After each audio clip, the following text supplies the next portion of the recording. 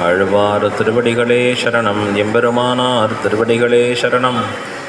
ஜீயர் திருவடிகளே சரணம். ஸ்ரீசைலேஷதயாபாத்திரம் தீபக்தியாதிகுணார்ணவம் யதீந்திரப்ரவணம் வந்தே ரம்யஜாமாதரம் முனிம். லக்ஷ்மீநாதசமாரம்பாம் நாதயாமுனமध्यமாம் அஸ்மதாச்சார்யபர்யந்தாம் வந்தே குருபரம்பராம். யோ நித்யமச்சுதபதாம்புஜயுக்மருக்ம व्यामोहतस्तदितराणि तृणाय मेने. अस्मद्गुरोर्भगवतोऽस्य दयैकसिन्धोः रामानुजस्य चरणौ शरणं प्रपद्ये. मातापिता युवतयस्तनया विभूतिः सर्वं यदेव नियमेन मदन्वयानाम्. आद्यस्य नः कुलपतेर्वकुलाभिरामं श्रीमत्तदङ्घ्रियुगलं प्रणमामि मूर्ध्ना.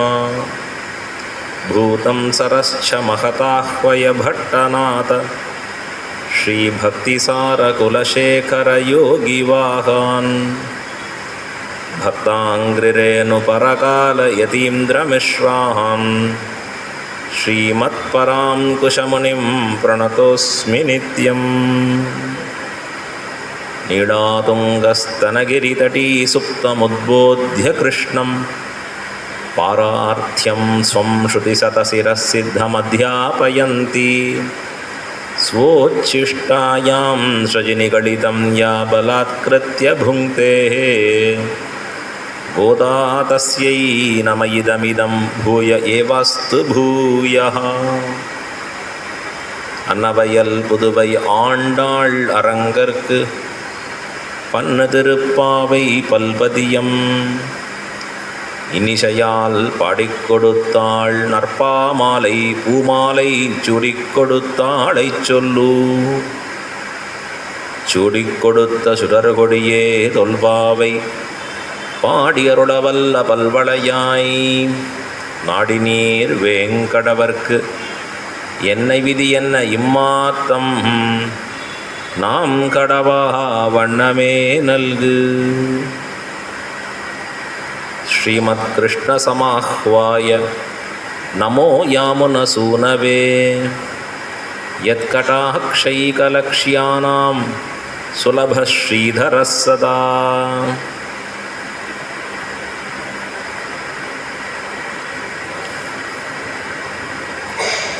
ஸ்ரீவில்லிபுத்தூரிலே திருத்துழாய் செடியின் கீழே திருவவதாரம் செய்து அயோனிஜையாக பிறந்து பெரியாழ்வார் பெண் பிள்ளையாக வளர்ந்து பிறக்கும்போதே திருத்துழாய் நறுமணத்தோடே பிறக்குமா போலே ஆண்டாள் அவதரிக்கும் போதே கிருஷ்ண பக்தியோடே கூடியவளாக அவதாரம் செய்து நாளொரு மேனையும் பொழுதொரு வண்ணமும் ஆண்டாளின் வளர்ச்சியோடே பக்தியும் சேர்ந்து வளர்ந்தது. ஆண்டாளினுடைய பக்தி உலகம் போற்றும்படியான பக்தி, உத்தமமான பகவானே மெச்சும்படியான பக்தி. நம்ம எல்லாம் சம்சாரத்தில் போட்டு பகவான் கட்டி விற்கிறான். இது ஒரு பெரிய மாயை. பிரகிருதி என்று சொல்லக்கூடிய இந்த பிரகிருதி மண்டலம் பஞ்சபூதங்களாலே ஆயிருக்கக்கூடியதொன்று. இங்கே இருக்கிற எல்லா பொருள்களும் சத்வம் ரஜஸ் தமஸ் என்கிற முக்குணங்களின் கலவையாக கூடியது. தனித்து பிரித்து பார்ப்பதற்கு வழியில்லை.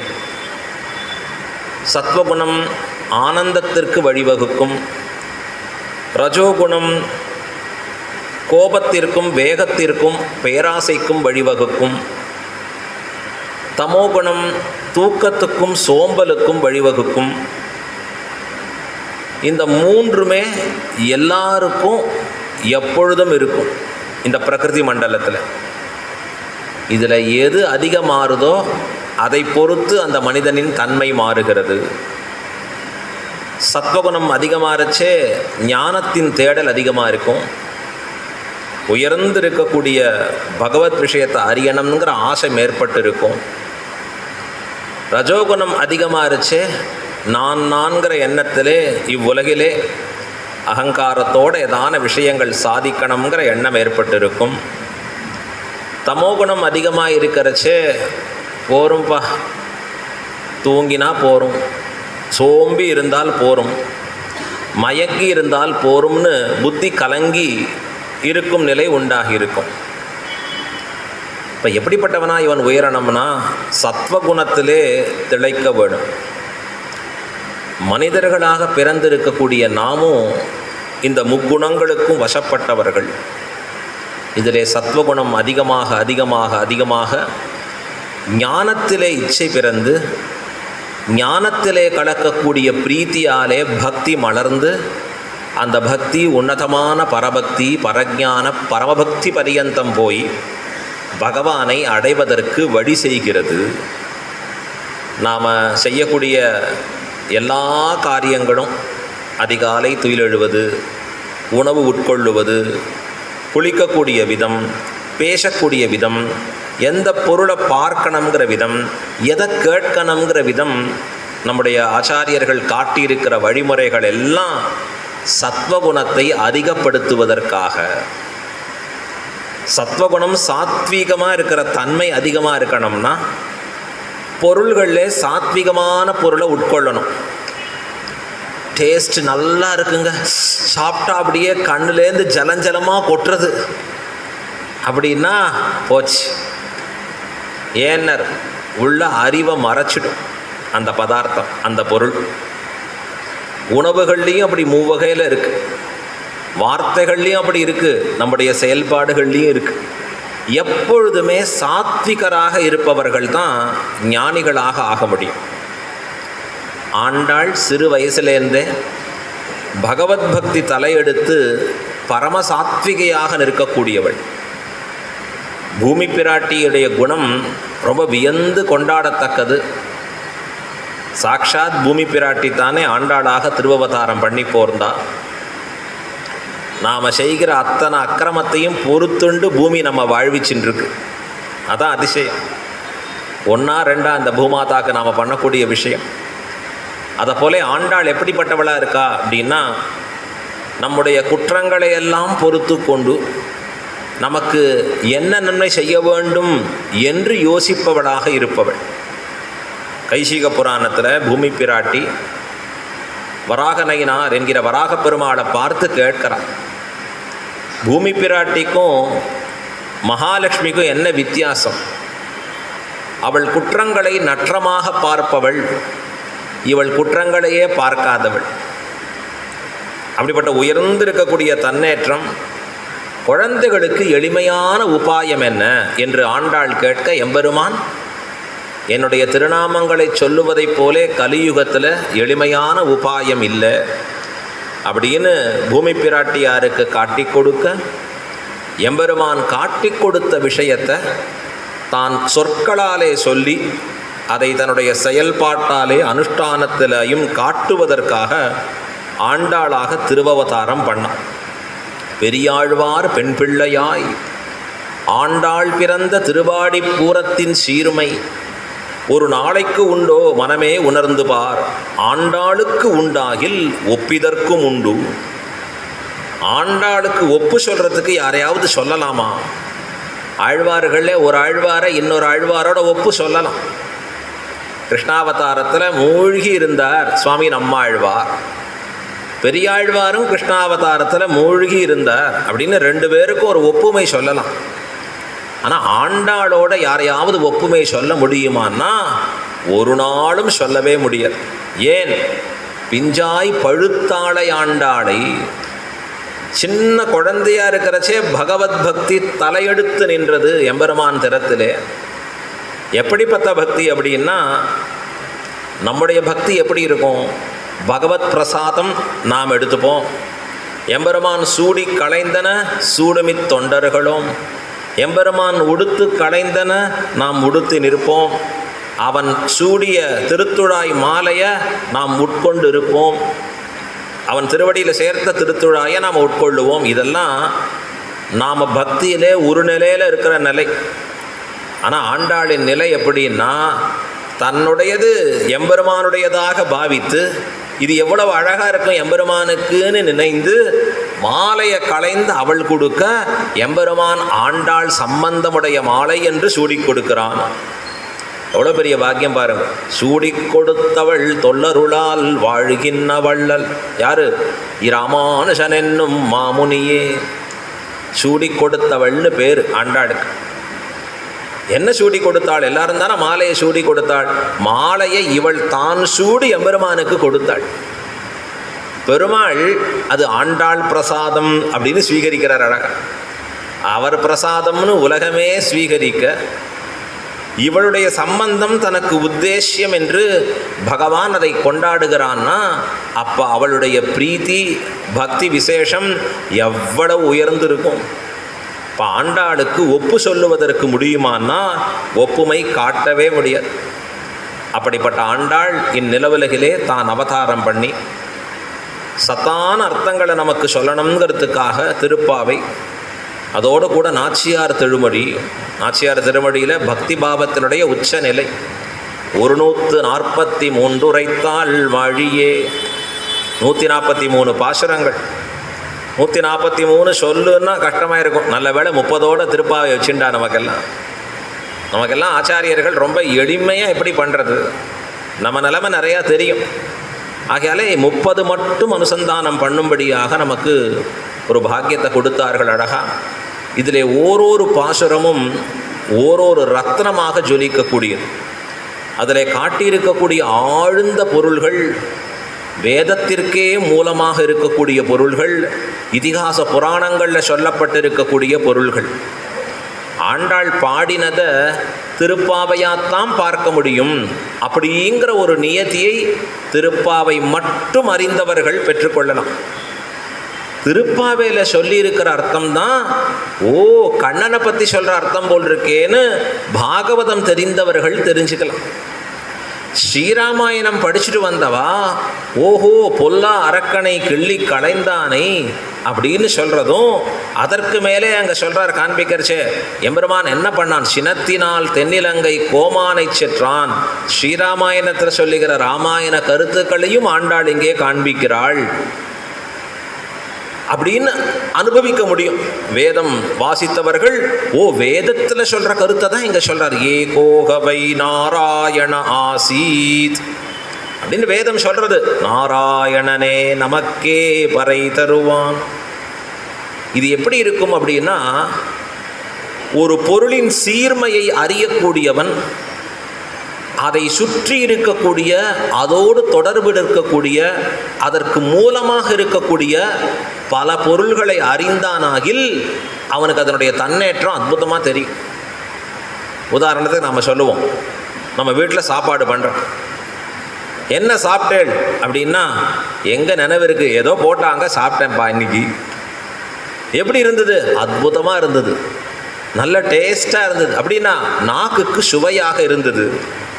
அதற்கு மேலே வயிறு பூர்த்தியாச்சு, நல்லபடியாக சாப்பிட்டேன். இப்போ அடுத்தது சொல்கிற அழகா, அங்கேருந்து அவள் வீட்டில் பண்ணக்கூடிய தாயாரை கேட்கறச்சே, டேஸ்ட்டாக கொடுத்தேளா? இல்லை, அந்த குழந்தைக்கு சத்தான ஆகாரத்தை கொடுத்தேன், அவனுக்கு உடலுக்கு வேண்டிய வலிமையை கொடுக்கக்கூடியதாக இருக்கிற ஆகாரங்கள் இருக்குது. இந்த காய்கறி சாப்பிட்டா என்ன நன்மை கிடைக்கும், கீரை சாப்பிட்டா என்ன நன்மை கிடைக்கும் அப்படின்னு அறிந்து அதை கொடுத்தேன். இவனுக்கு சாப்பாடு தான் தெரியும், சாப்பாடு டேஸ்ட்டாக இருக்குது, ரசிச்சுட்டான். ஆனால் பண்ணுற தாயாருக்கு இதோடு கூடிய அவனுக்கு நன்மை கொடுக்கக்கூடிய அதனுடைய சத்துக்கள் என்னன்னு தெரியும்.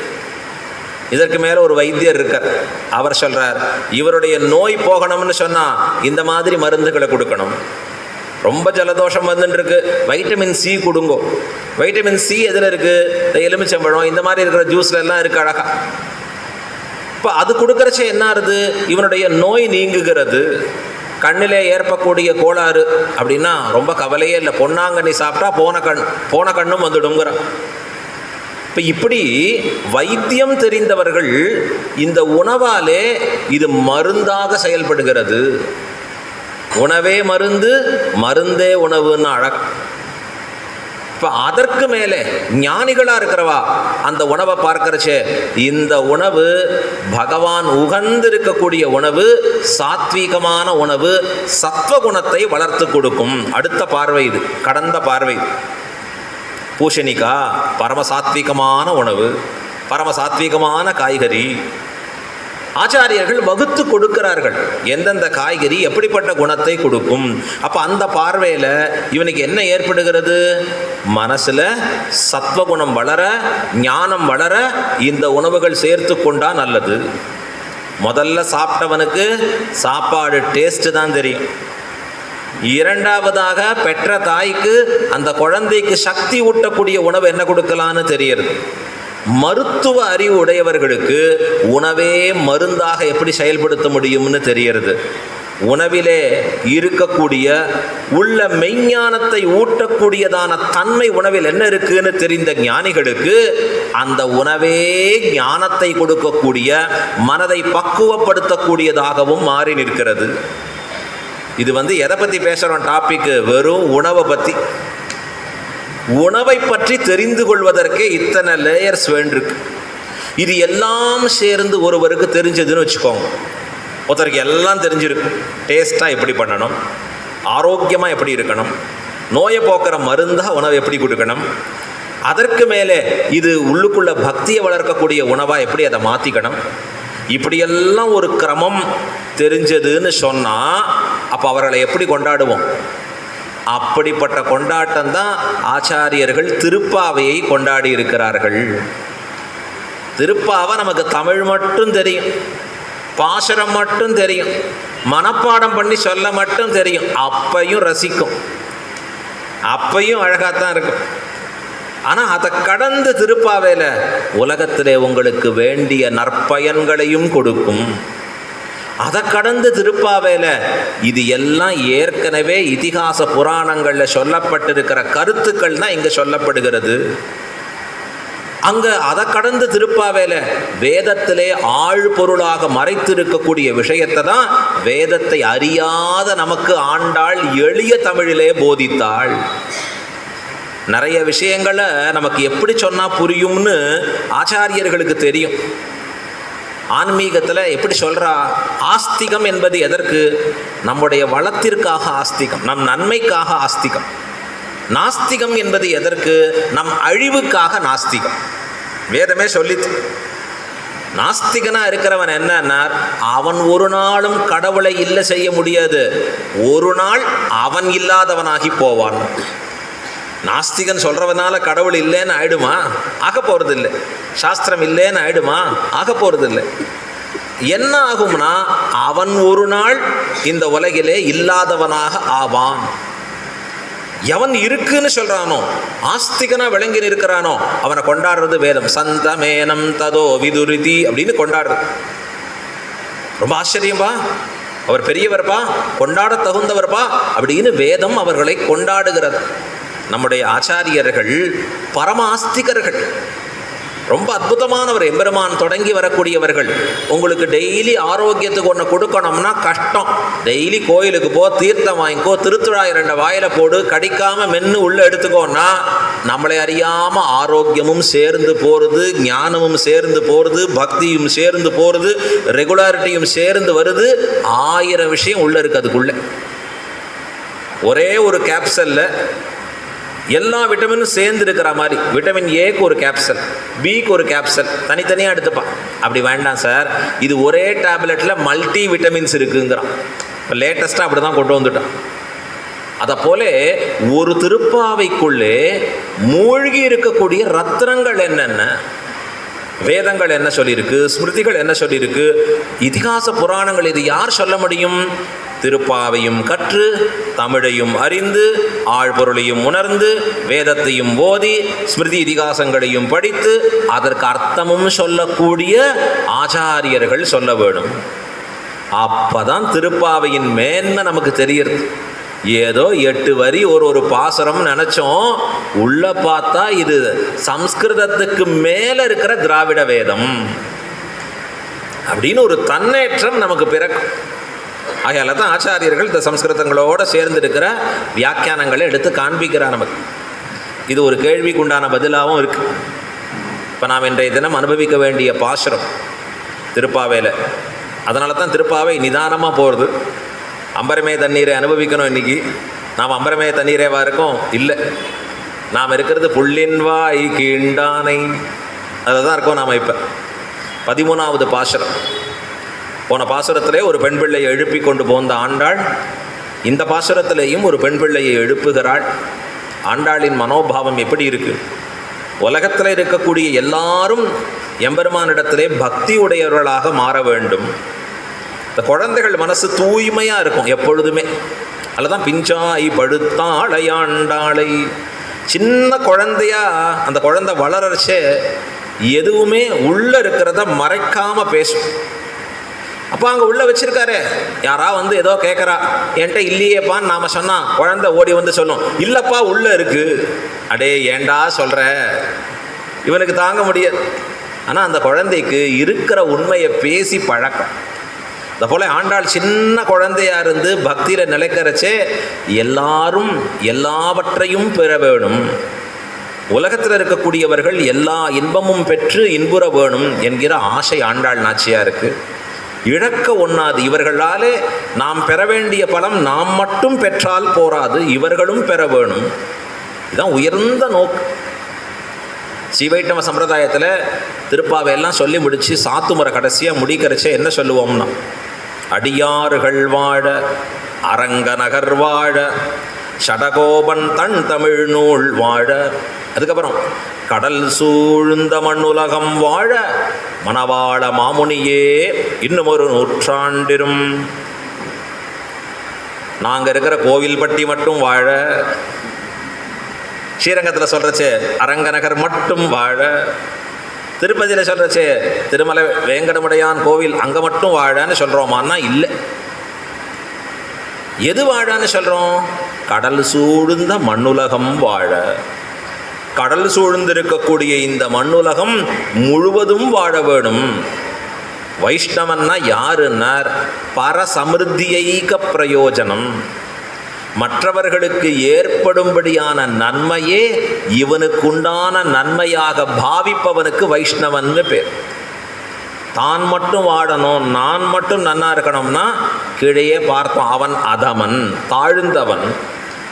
ஆண்டாள் நாச்சியார் எல்லாரும் இந்த திருப்பாவையை பாடி இன்புற வேணும், கிருஷ்ணனை அடைந்து இன்புற வேணும்.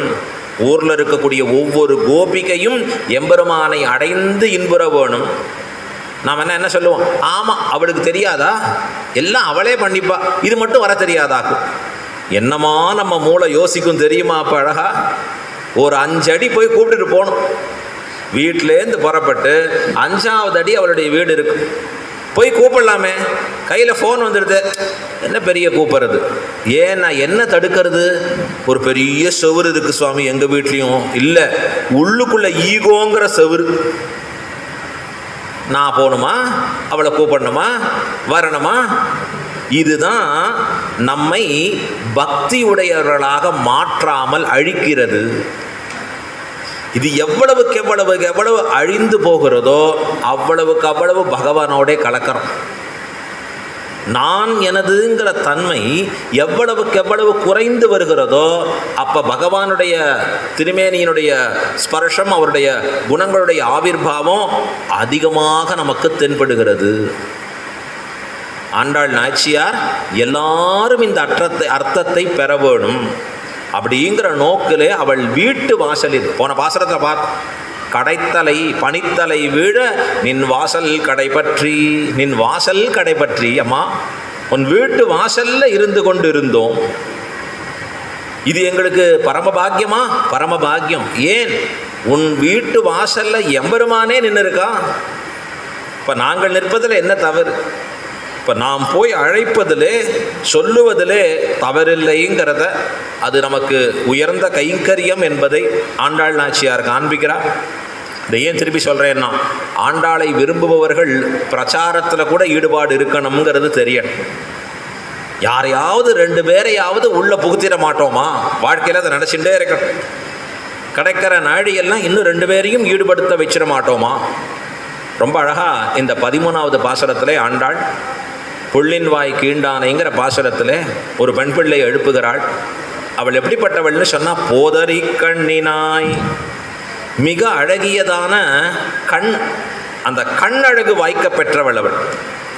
இந்த கண்ணழகிலே சிறந்திருக்கக்கூடிய ஒரு பெண் பிள்ளை. இந்த பெண் பிள்ளை என்ன சொல்கிறான்னா, என்னுடைய கண்ணழகுக்கு தோற்று கிருஷ்ணனே வந்தால் வரட்டும் அப்படிங்கிற உறுதிப்பாடு அவளிடத்துல நிரம்பி நிற்கிறது. கண்ணுன்னு சொன்னால் இந்த பார்க்கக்கூடிய கண் அது மட்டும் இல்லை, பல அர்த்தங்கள் இருக்குது. கண்கிற சொல்லுக்கு பக்திங்கிற அர்த்தம் உண்டு, உயிருங்கிறது உண்டு, பெரிய இடம்ங்கிற அர்த்தம் உண்டு, இப்படி பல அர்த்தங்கள் உண்டு. இந்த பெண் பிள்ளை மிகுந்த கண்ணழகை பெற்றவள் அப்படின்னா மிகுந்த பக்தி உடையவளாகவும் இருக்கக்கூடியவள் கிருஷ்ணனிடத்தில். அந்த பக்தி என்ன பண்ணுறதுன்னா மகா விஸ்வாசத்தை உண்டு பண்ணுறது. எம்பெருமானுக்கும் நமக்கும் இருக்கக்கூடிய சம்பந்தத்தை உறுதிப்படுத்தும்படியாக ஆக்குகிறது பக்தி. பக்தி இருக்கிற இடத்துல பயம் ஓடி போகும், பிரியம் நிலைச்சிருக்கும். முதல்ல பயம் தூண்ட தூண்ட தான் கோவிலுக்கு போவோம். அங்கங்கே ஒருத்தர் அடித்து பார்க்குறா, எங்கே போனாலும் காப்பாற்ற ஆள் இல்லை, எம்பெருமானே உன்னை விட்டா கதி இல்லைப்பா, நீதான்ப்பா திக்கற்றவனுக்கு தெய்வமே துணைனா. அந்த தெய்வம்தான் நமக்கு துணை. அப்போ உலகத்தில் இருக்கக்கூடிய விஷயங்கள், அதில் ஏற்படுகிற பயம், இதெல்லாம் நிவர்த்திக்கணும்னு எம்பெருமான் திருவடிகளில் விடரும். ஆனால் பயம் எதனால் ஏற்படுகிறது? அறிவின்மையாலே, அஜ்ஞானத்தாலே உண்டாகிறது. இந்த அஜ்ஞானம் போய் போய் நமக்கு ஞானம் ஏற்பட ஏற்பட நான் யார், பகவான் யார், அவனுக்கும் இருக்கிற சம்பந்தம் என்னன்னு தெரியறச்சே அவனோடு இருக்கக்கூடிய உறவு உறுதிப்பாடடைகிறது. இந்த பக்தியில் என்ன ஏற்படுகிறதுனா உறவிலே நமக்கு உண்டான ஞானம் பிறந்து ஒரு நடவடிக்கையிலே முதிர்ச்சி உண்டாகிறது. இந்த முதிர்ச்சி உண்டாகிற பொழுது எப்படி இருக்குன்னா, எம்பெருமான் இதை எனக்கு பண்ணியே தீருவான். இப்போ உதாரணத்துக்கு சொல்கிறேன், நாம் யார் வீட்லேயோ போய் தங்கி இருக்கோம். தங்கி இருக்கிறச்சே அவங்க வீட்டில் இருக்கக்கூடிய கெஸ்ட்டாக இருக்கும். இன்றைக்கி பேயிங் கெஸ்ட்டுங்கிறா, எதோ இருக்கா. அப்போ ஒவ்வொரு நாளும் இந்த டயத்துக்கு வந்துடுவேன், எனக்கு சாப்பாடு ரெடியாக இருக்குமா கேட்டுக்கிறேன். இதே தன் வீட்டில் இருக்கான், ஓட்டினா ஓவர் டைம், ஆன் டைம் கிடையாது, ஓவர் டைம் தான். திடீர்னு ராத்திரி 10 மணிக்கு வருவான், 12 மணிக்கு வருவான். இந்த பிள்ளை பெற்ற தாய் அவனுக்காக உணவு இன்றைய காலகட்டத்தில் ஹாட் பேக்கில் ரெடியாக பண்ணி வச்சுருப்பான். இப்போ இவன் வரச்சே எங்கள் அம்மா பண்ணியிருப்பாளா மாட்டாளா, எனக்கு இருக்குமா இருக்காதா, இந்த கவலையே வேண்டாம், போனால் 12 மணி ஆனாலும் சுட சுட உணவு காத்திருக்கும். எதனாலன்னா அம்மாக்கும் எனக்கும் இருக்கக்கூடிய உறவை நான் ஸ்ட்ராங்காக புரிஞ்சினதுனால எப்படி இருக்கு, என் தாய் எனக்கு கண்டிப்பாக பண்ணியே தீருவாள். அப்போ அந்த உறவு. இப்போ மற்ற இடத்துல என்ன, அவன் பூட்டாலும் பூட்டி போயிடுவான். ஏங்க உங்கள் இஷ்டத்தை வர டயத்துக்கு நான் சாப்பாடு கொடுக்க முடியுமாங்க? வெளியில் இருக்கிறவா சொல்கிறா. அப்படி சொல்கிறச்சே அவனுக்கு ஒவ்வொரு நாளும் தயக்கம், பயம், யோசனை. எப்பொழுது உறவு என்பது இருவருக்கும் நல்ல பிணைக்கப்பட்டதாக ஆயிற்றோ அப்போ எப்படி இருக்கும்னா கொஞ்சம் கூட கலங்க வேண்டாம், நமக்கு நிச்சயம் இருக்கும், நிச்சயம் நடக்கும். இந்த சரணாகதியில் நமக்கு வேண்டியது என்னன்னா மகா விஸ்வாசம். பகவானிடத்தில் உறவே இப்படி பண்ணும்னா ஆச்சாரியனுடைய உறவு என்ன பண்ணும்னா இன்னும் அதிகமான மகா விஸ்வாசத்தை கொடுக்கும். நம்முடைய ஆச்சாரியர்களுக்கெல்லாம் இந்த உறவிலே உறுதியாக இருந்தால், நாம் உடல் ரீதியான உறவை மட்டும்தான் உணர்ந்திருக்கோம், ஆத்மாவுக்கும் பரமாத்மாவுக்கும் இருக்கக்கூடிய உறவை உணர்ந்தோமாகில் ஆண்டாள் சொல்கிற உந்தன்னோடு உற்றோமே யாவோம் உனக்கே நாம் ஆட்செய்வோம் அப்படின்னு ஒரு பாசுரத்தில் சொன்னான். கறவைகள் பாசுரத்தில் சொன்னான், நாங்கள் எங்களுக்கு என்ன பாக்கியம் பண்ணோம் தெரியுமா, உந்தன்னை பிறவு பெருந்தனை புண்ணியம் யாமுடையோம் எத்தைக்கும் 7 பிறவிக்கும் உந்தன்னோடு உற்றோம் அப்படின்னு சொல்கிறான். இந்த எங்களுக்கு கிடைச்ச புண்ணியம் என்ன, எங்கள் குலத்திலே நீர் பிறக்கக்கூடிய பாக்கியம் பெற்றோம். இப்போ எம்பெருமானுக்கும் ஆண்டாளுக்கும் இருக்கிற உறவு ஆனால் ஸ்ட்ராங்காக பதிஞ்சிருக்கு. இதற்கு மேம்பட ஆச்சாரியனை பதிஞ்சிருக்கணும். அதனால தான் முமுட்சுப்படிங்கிறது ஆரம்ப கிரந்தம். அது ஏதோ ஃபஸ்ட் லெவலில் இருக்கக்கூடிய கிரந்தம், சமாசனமாகி கேட்க வேண்டிய கிரந்தம். பல பேர் நினச்சின்றோம் சமாசனம் ஆனாலே போகிறோம், நேராக பெருமாள் மோட்சத்துக்கு கூட்டின்னு போயிடுவார். தமாஷனை ஆயிடுத்து. என்ன மாறுபாடுன்னா ஒரு மாறுபாடு இல்லை, முன்னாடி எப்படி இருந்தாலும் அப்படியே வாழறேன். அப்போ ஞானம் ஏற்படணும். சமாசிரயனம் ஆன பிறகு, ஆச்சாரிய சம்பந்தம் வந்த பிறகு ஞானத்திலே இவன் முதிர்வடைய வேணும். எப்படி முதிர்வடைய முடியும்? ஆச்சாரியர்கள் அதற்காக தான் ரகசிய கிரந்தங்களை சொல்லி உபதேசம் பண்ணி வைக்கிற. அதை அடிபணிந்து ஆச்சாரியர்கள்ட்ட போய் கேட்கணும். நாங்களாம் அந்த முமுட்சுபடி கிரந்தம் மாத்திரம் 3.5 வருஷம் கேட்டோம். ஒரு நாளைக்கு 3.5 மணி காலம் கேட்டோம். 3.5 hours உட்காந்தா எழுந்துக்க முடியாது. ஒரே கேள்வி பதில் அங்கே பூர்த்தியா. ஆனால் எங்களுக்கு ஆச்சாரியர்கள் அப்படி சிவ பராசர பட்ட சுவாமி கோரண்டா தாத்தான்னு எங்கள் தாத்தா அவர் தான் சொல்லி கொடுத்து அனுகிரகம் பண்ணார். கோரண்டா பட்ட சுவாமின்னா பெரிய ஃபேமஸ் எல்லாருக்குமே. 90 திருநட்சத்திரம் எழுந்தருளி இருந்தார் அந்த சுவாமி. அந்த அர்த்த ஞானம் உள்ள போக போக போக தான் நம்ம இடத்துல இருக்கிற அஜ்ஞானம் வெளியில் போகும். அது ஆரம்ப கிரந்தம். அதை தாண்டி ஒரு கிரந்தம் இருக்குது, ஸ்ரீவச்சன பூஷணம். ரெண்டுமே படலோகாச்சாரியர் அனுகிரகம் பண்ணது. ஸ்ரீவச்சன பூஷணத்தில் ஆச்சாரிய அபிமானமே உத்தாரகம், இந்த ஒரு வரி வரதுக்கு தான் சொல்லித்தான். ஒரு வரிக்கா அது இன்னும் 4 வருஷம் கேட்கணும், 5 வருஷம் கேட்கணும். ஆழ்ந்திருக்கக்கூடிய அர்த்தங்கள். ஸ்ரீவச்சன பூஷண மீமாம்சா பாஷ்யம் என்றே எழுதியிருக்கிறார்கள் ஆச்சாரியர்கள் எல்லாம். ரொம்ப ஆச்சரியமான அதை சம்ஸ்கிருதப்படுத்தி அதனுடைய ஆழ்ந்த தத்துவார்த்தங்களை சொல்லியிருக்கான். நாம் ஏதோ நம்ம ஊருக்குன்னு நினச்சிக்காதீங்க. இப்போ இன்றைக்கி சுவாமி எழுந்தருளினார். வானமாமலை ஜிஆர் சுவாமியுடைய இப்போ சதாபிஷேக மகோத்சவம்.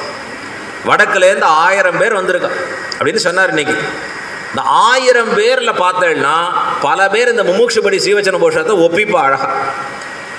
அவன் தமிழே கேட்டதில்லை, அவளுக்கு இது அர்த்தங்களே தெரியாது. ஆனால் இந்த கிரந்தத்தை சம்ஸ்கிருதப்படுத்தி ஹிந்தியில் பண்ணி அதனுடைய அர்த்தங்களை கேட்டு அதனுடைய தத்வார்த்தங்களை உபதேசம் பெறுவதிலே ஆசை. அப்படியே நேபாளத்துக்கு போயிருந்தேன். ரொம்ப ஆச்சரியமாக அங்கே இருக்கக்கூடிய அந்த व्यक्तिகள். அவள் அங்கே போன உடனே நம்ம இந்த பரம்பரையில் இருக்கோம், இங்கே வந்திருக்கோம்னு தெரிஞ்ச உடனே முதல்ல அங்கேருந்து கொண்டு வரா கிரந்தத்தை கையில் கொடுத்து இது அர்த்தங்களை சுவாமி சாதிக்கணும். आप बताइए हम सुनने के लिए तैयार हैं அப்படிங்கிற. என்னன்னு திரும்பி பார்த்தா ஸ்ரீவச்சன பூஷன் புஸ்தகம் வச்சுட்டு இருக்கா. அப்படி ஆச்சரியமா வாசிக்கிறா, பொழுது போக்குறா. எங்க இருக்கிறவா? நேபாளம் எங்க இருக்கு? நாம இதுலேயே இட்டு பிறந்து இங்கேயே வாழ்ந்து சுவாமி ஸ்ரீவச்சன பூஷணம் அதெல்லாம் நாங்கள் ஒன்றும் தெரிஞ்சுக்கிறதே இல்லை. இப்போ பயன் உண்டான்னா பயனே இல்லை. அந்த உயர்ந்து இருக்கக்கூடிய ஆச்சாரிய நிஷ்ட வரணும்னா எப்போ வரும்? இப்படி இருக்கக்கூடிய தத்துவார்த்தங்கள் நமக்குள்ளே போகணும். ரொம்ப சுலபம். அனந்தாழ்வான சுவாமி ராமானுஜர் அனுப்பினார், போயிட்டு வரோம் திருமலைக்கு போ, அங்கே போய் கைங்கரியம் பண்ணோம்னு உடனே அனந்தாழ்வான் புறப்பட்டார். அடியேன் போகிறேன்னு சொல்லிட்டு புறப்பட்டு போனார்.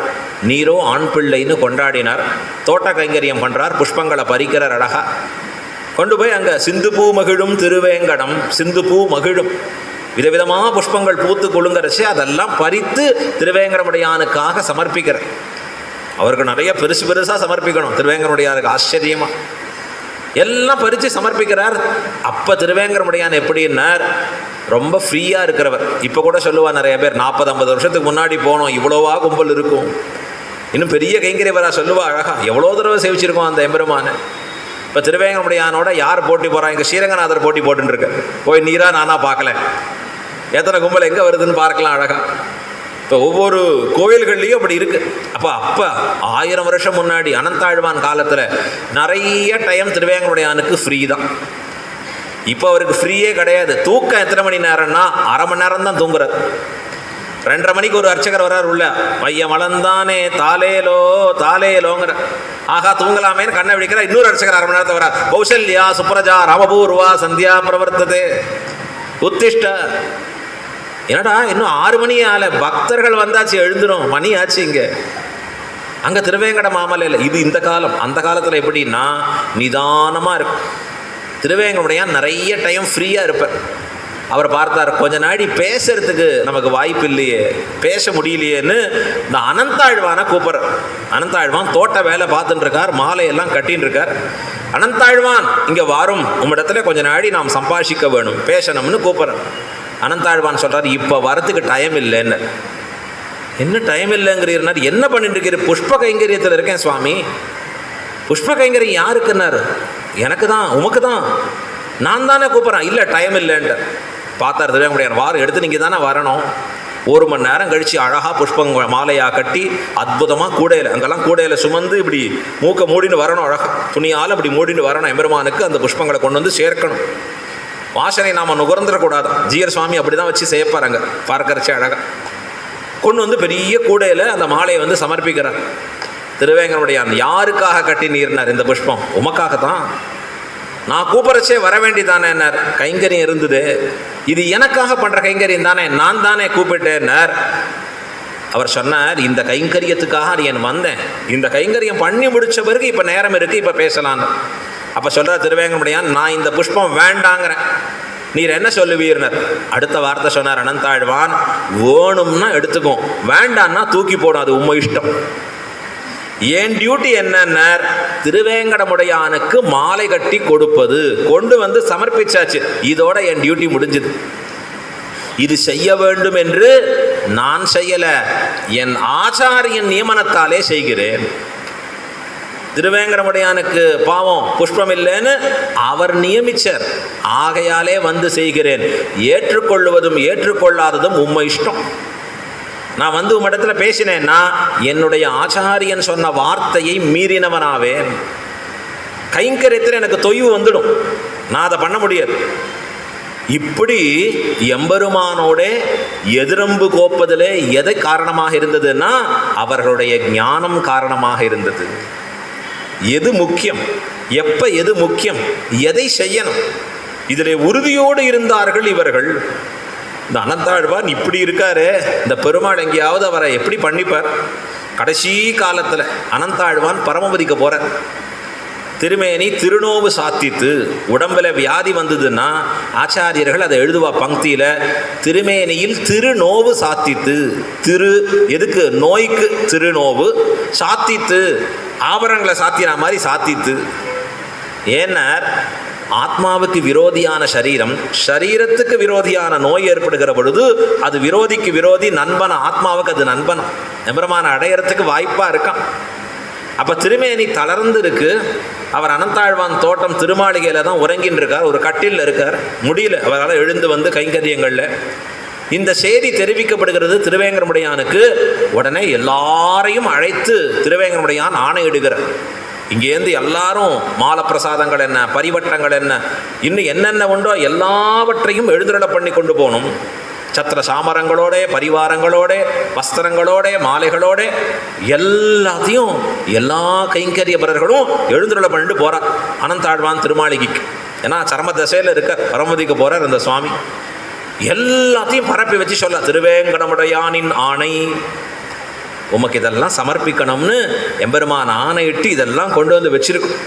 அனந்தாழ்வானுக்கு முடியல திருமேனி, அப்படியே கண்ணை மெதுவாக திறந்து பார்க்கிறார், சுத்தி முத்தும் பார்க்கிறார். விதவிதமான தட்டுக்கள், ஏகப்பட்ட பிரசாதங்கள், நிறைய சுவாமிகள் குழுமி இருக்கா. அவர் கண் மட்டும் எதையோ தேடிக்கொண்டிருக்கிறது. கடைசியாக பார்த்து கேட்டார், திருவேங்கடமுடையான் வரலையான்னு. எந்தது? அவர் சொல்றார், அவர் தான் அமைச்சிருக்கார், அவர் தான் எல்லாத்தையும் கொடுத்துருக்கார். பெருமாள் எழுந்துருளினாரானார், இல்லைன்னார். அடுத்த வார்த்தை சொன்னார் அனந்தாழ்வான், இதெல்லாம் திருப்பி எடுத்துன்னு போயிடுங்கன்னு. நமக்கு இதெல்லாம் வேண்டியதில்லை, திருவேங்கடமுடையான் அனுப்பிச்சதை போயா அதை போய் வேண்டாம் சொல்லதா? எனக்கும் அவருக்கும் இருக்கிற தொடர்பு எப்படிப்பட்டது தெரியுமா? அவர் நேரடியாக வந்து என்னை விசாரிக்கணுமே ஒழிய ஆளிட்டு என்னை விசாரிக்க கூடாதுன்னு. எப்படிப்பட்ட சம்பந்தம் எனக்கும் அவருக்கும்? ரொம்ப நெருங்கினவர் போயிட்டார்னா நாமே போய் விசாரிப்போம். வேற யாரோ சாதாரணவர்னா நமக்கு வேண்டியவரை போய் அனுப்பி போயிட்டு வாங்க, கொஞ்சம் விசாரிச்சுட்டு வாங்க, கீழே வேலை செய்கிற ஆளை கூட அனுப்பலாம். அனந்தாழ்வான் பிடிச்சார் ஒரு பிடி. எனக்கும் அவருக்கும் இருக்கிற தொடர்பிலே நீங்கள் வரக்கூடாது, திருவேங்கடமுடையானே வர வேணும். எல்லாரும் மறுபடி திருப்பி கூட எல்லாம் தூக்கிட்டு போய் திருவேங்கடமுடையான் திருவடியில் வச்சு சொல்றா, அனந்தாழ்வான் நீர் வந்தா தான், ஐயோ மறந்தேனேன்னு அவர் புறப்பாடு கண்டருளின. எப்படி கண்டருளினார் தெரியுமா? அப்பிரதட்சணமாக புறப்பாடு. அனந்தாழ்வான் தோட்டத்துக்கு போறார், அப்படி வேக வேகமாக போய் சேரணும். நேராக திருவேங்கடமுடையான் அங்கே போய் நிற்க, இவர் எழுந்து கைகூப்பி நிற்கிறார், பரமபதிக்கிறார் அனந்தாழ்வான். எவ்வளவு ஆச்சரியமான ஒரு உறுதிப்பாடு! அந்த பக்தியிலே உயர்ந்திருக்கக்கூடிய தன்மை, இதுதான் ஞானம், ஞானத்தினுடைய வெளிப்பாடு. இது வெளியில் பார்த்தா தெரியாது. உள்ளே உயர்ந்திருக்கிற தத்துவார்த்தங்களை கேட்டு கேட்டு கேட்டு மனசு அப்படி உறுதிப்பாடாயிருக்கணும். இன்னைக்கு அந்த அனந்தாழ்வானுக்காக இன்று வரை அந்த அனந்தாழ்வானுடைய வம்சத்தவர்கள் திருமலையில கர்ப்ப கிரகத்துக்கு உள்ள போய் மரியாதை பெற்றுக் கொள்கிறார்கள். ஒரு அனந்தாழ்வானுக்காக. அந்த அனந்தாழ்வானின் அதீனத்தில் தான் எல்லாரையும் நியமிச்சார் சுவாமி எம்பெருமானார். ஸ்ரீ வெங்கடாச்சல இதிகாச மாலான்னு இருக்கு. வெங்கடாச்சலத்தில் இருக்கக்கூடிய எப்படியெல்லாம் கிரமம், திருமலை ஒழுகுன்னு இருக்கு, ஸ்ரீரங்கத்தில் கோயில் ஒழுகுன்னு இருக்கு, எப்படி ஸ்ரீரங்கம் கோயிலில் நிர்வாகம் பண்ணணும். அப்போ அந்த உறுதிப்பாடு இருக்கிறவர்களுக்கு என்ன ஏற்படுகிறதுனா, எனக்கும் எம்பெருமானுக்கும் இருக்கிற சம்பந்தத்திலே எம்பெருமானே வந்து என்னை ஏற்க கடவன். அந்த அளவுக்கு ஞானபக்தி வைராக்கியங்கள் பொழுதெல்லாம் எம்பெருமானுக்காகவே போக்குவது. தெரித்தெழுதி வாசித்தும் கேட்டும் வணங்கி வழிபட்டும் பூசித்தும் போக்கினேன் போது. இந்த மாதிரி ஒருத்தருடைய வைபவம் சொல்கிறேன். சொல்ல வேண்டியது ஆயிரக்கணக்கான சுவாமிகளின் வைபவம் இருக்குது. நஞ்சியர் வைபவம் இருக்குது, திருமங்கை ஆழ்வார் வைபவம், எத்தனை பேர் இது சொல்லணும், சொல்லிகிட்டே இருக்கணும். அத்தனை மகான்கள் ஞானத்திலே சிறந்தவர்களாக, உறுதிப்பாடுடையவர்களாக, பக்தியிலே சிரேஷ்டர்களாக இருக்கிறச்சே பகவான் தான் இறங்கி அவர்களுக்கு காரியம் செய்வான். அவர்களுக்கு செய்யலைன்னு சொன்னால் இழப்பு தன்னுடையதாக பாவிப்பவன் எம்பெருமான். அப்படிப்பட்ட பெண் பிள்ளைவள், கண்ணழகு உடையவள்னு சொன்னால் எம்பெருமானை தன் வசப்படுத்தி வைத்திருக்கிற அந்த பெண் பிள்ளையை இந்த பாசுரத்தில் எழுப்புகிறாள். 13வது பாசுரம் எல்லாருமா சேர்ந்து ஒரு முறை அனுசந்தானம் பண்ணுவோம். புள்ளின் வாய் கீண்டானை பொல்லா வரக்கனை கள்ளிக் களைந்தானை கீர்த்திமை பாடிப்போய் பிள்ளைகள் எல்லாரும் பாவைக்களம் புக்கார் வெள்ளி எழுந்து வியாழம் உறங்கிற்று புள்ளும் சிலம்பினகான் போதறிக் கண்ணினாய் உள்ள குளிர குடைந்து நீராடாதே பள்ளி கிடத்தியோ பாவாயினி நன்னாளாள் கள்ளம் தவிர்ந்து கலந்தேலோர் எம்பாவாய். புள்ளின் வாய் கீண்டானை. புல் என்றால் பக்ஷி, பறவை. அசுர வடிவிலே வந்திருக்கிற பறவையின் வாயை பிளந்தானை, பகாசுரன் என்கிற அசுரனை கொன்றவனை. பொல்லா அரக்கனை, பொல்லாத அரக்கனாக இருக்கிற ராவணனை வதம் செய்தவனை, கிள்ளிக் களைந்தானை. அவனுடைய கீர்த்திமை, கீர்த்திமை என்றால் எம்பெருமானுடைய வீர சரித்திரங்கள். அந்த கீர்த்திமையை பாடிப்போய், அப்படியே பாடிக்கொண்டு பிள்ளைகள் எல்லாரும், எல்லா பிள்ளைகளும், கோபிகாஸ்திரிகளும் பாவைக்களம்புக்கார், கிருஷ்ணனோட சேருகிற இடத்திற்கு பாவைக்களம்னு பேர். இந்த பாவைக்களம்புக்கார் அங்கே போய் சேர்ந்தாச்சு. பார், விடிஞ்செடுத்து பார், வெள்ளி எழுந்து வியாழம் உறங்கிற்று. வெள்ளிங்கிற சுக்கிரன் அந்த நட்சத்திரம் மேலே வந்தாச்சு, வியாழங்கிற குரு அந்த நட்சத்திரம் மறைஞ்சி போயாச்சு. இப்போ இது விடிவுக்கு அடையாளம். வெள்ளி எழுந்து வியாழம் உறங்கிற்று. அடுத்தது சொல்கிறா, புல்லும் சிலம்பினகான், பட்சிகளும் சப்தமிட்டு செல்கின்றனப்ப. போதறிக் கண்ணினாய், போதுன்னா புஷ்பம், அரின்னு சொன்னால் மானுன்னு சொல்லலாம், வண்டுன்னு சொல்லலாம், அரிக்கின்றதுன்னு சொல்லலாம். அப்போ அழகான கண்ணை படைத்தவள், புஷ்பத்தை போல மானை போலன்னு சொல்லலாம். போதறிக் கண்ணினாய், நீ என்ன பண்ணணும்? இப்போ குள்ள குளிர குடைந்து நீராடாதே. பிரவாகித்திருக்கக்கூடிய நதியில் நன்றாக அமிழ்ந்து குளிக்காதபடி. பள்ளி கிடத்தியோ, படுக்கையில் படுத்துன்னு இருப்பியா, பாவாய் ஏ பெண் பிள்ளையே, நீ நன்னாளாள். இன்றைய நாள் போலே ஒரு நல்ல நாள் உண்டா? மீண்டும் வருமா இந்நாள்? பாவாய் நீ நன்னாளாள். என்ன பண்ணணும்? கள்ளம் தவிர்ந்து, கள்ளத்தனத்தை தவிர். கள்ளத்தனம்னா திருடுத்தனம்னு அர்த்தம். இவளுக்கு என்ன திருடுத்தனம்னா பகவானை தனித்து அனுபவிக்கிற திருடுத்தனம். அந்த கள்ளம் தவிர்ந்து கலந்தேலோர், எங்கள் கோஷ்டியோட கலந்து வா, எம்பெருமானை சென்று அனுபவிக்க வேணும் என்று காட்டுகிறாள். ரொம்ப அற்புதமான பாசுரம். பெரியவாச்சான் பிள்ளை தம்முடைய 3000 படியில் மிக அழகாக வியாக்கியானித்து அருளுகிறார். போன பாசுரத்திலே ஆண்டாள் சினத்தினால் தென்னிலங்கை கோமான், அந்த கோமானை செற்றவன் யாரு? மனத்துக்கு இனியான். பெண்களுக்கெல்லாம் கேட்டாலே சந்தோஷம் வந்துடும். யாருடைய திருநாமம் கேட்டால் சந்தோஷம் வரும் தெரியுமா? பெருமாளின் திருநாமத்தை கேட்டால். பெருமாள்லாம் யார்? ராமர்னு சொல்லியிருக்கு. எப்பொழுதும் விரதத்தோடு கூடியவர், நிஷ்டையில் இருக்கிறவர் அவர். ஆகையால தான் இன்றைக்கும் வடக்கில் என்ன சொல்கிறான்? மரியாதா புருஷோத்தமன் ஹமாரே ராம் அப்படிம்பா. ஜெய் ஸ்ரீராம்னு சொல்லச்சே அவளுக்கு எப்படி இருக்குது உத்வேகம். எல்லா விதத்திலேயும் தலை சிறந்தவர் அவர். ராமபிரான்னு சொன்னால் கொண்டாட தகுந்தவர், எல்லா நற்பண்புகளும் நிரம்ப பெற்றவர். விரதம்னு எடுத்துட்டா அந்த விரதத்தில் நிலையானவர். ராமர் எப்படிப்பட்டவர்னார்? ஒரு வில், ஒரு இல், ஒரு சொல், இந்த 3 ஒன்று தான் அவருக்கு.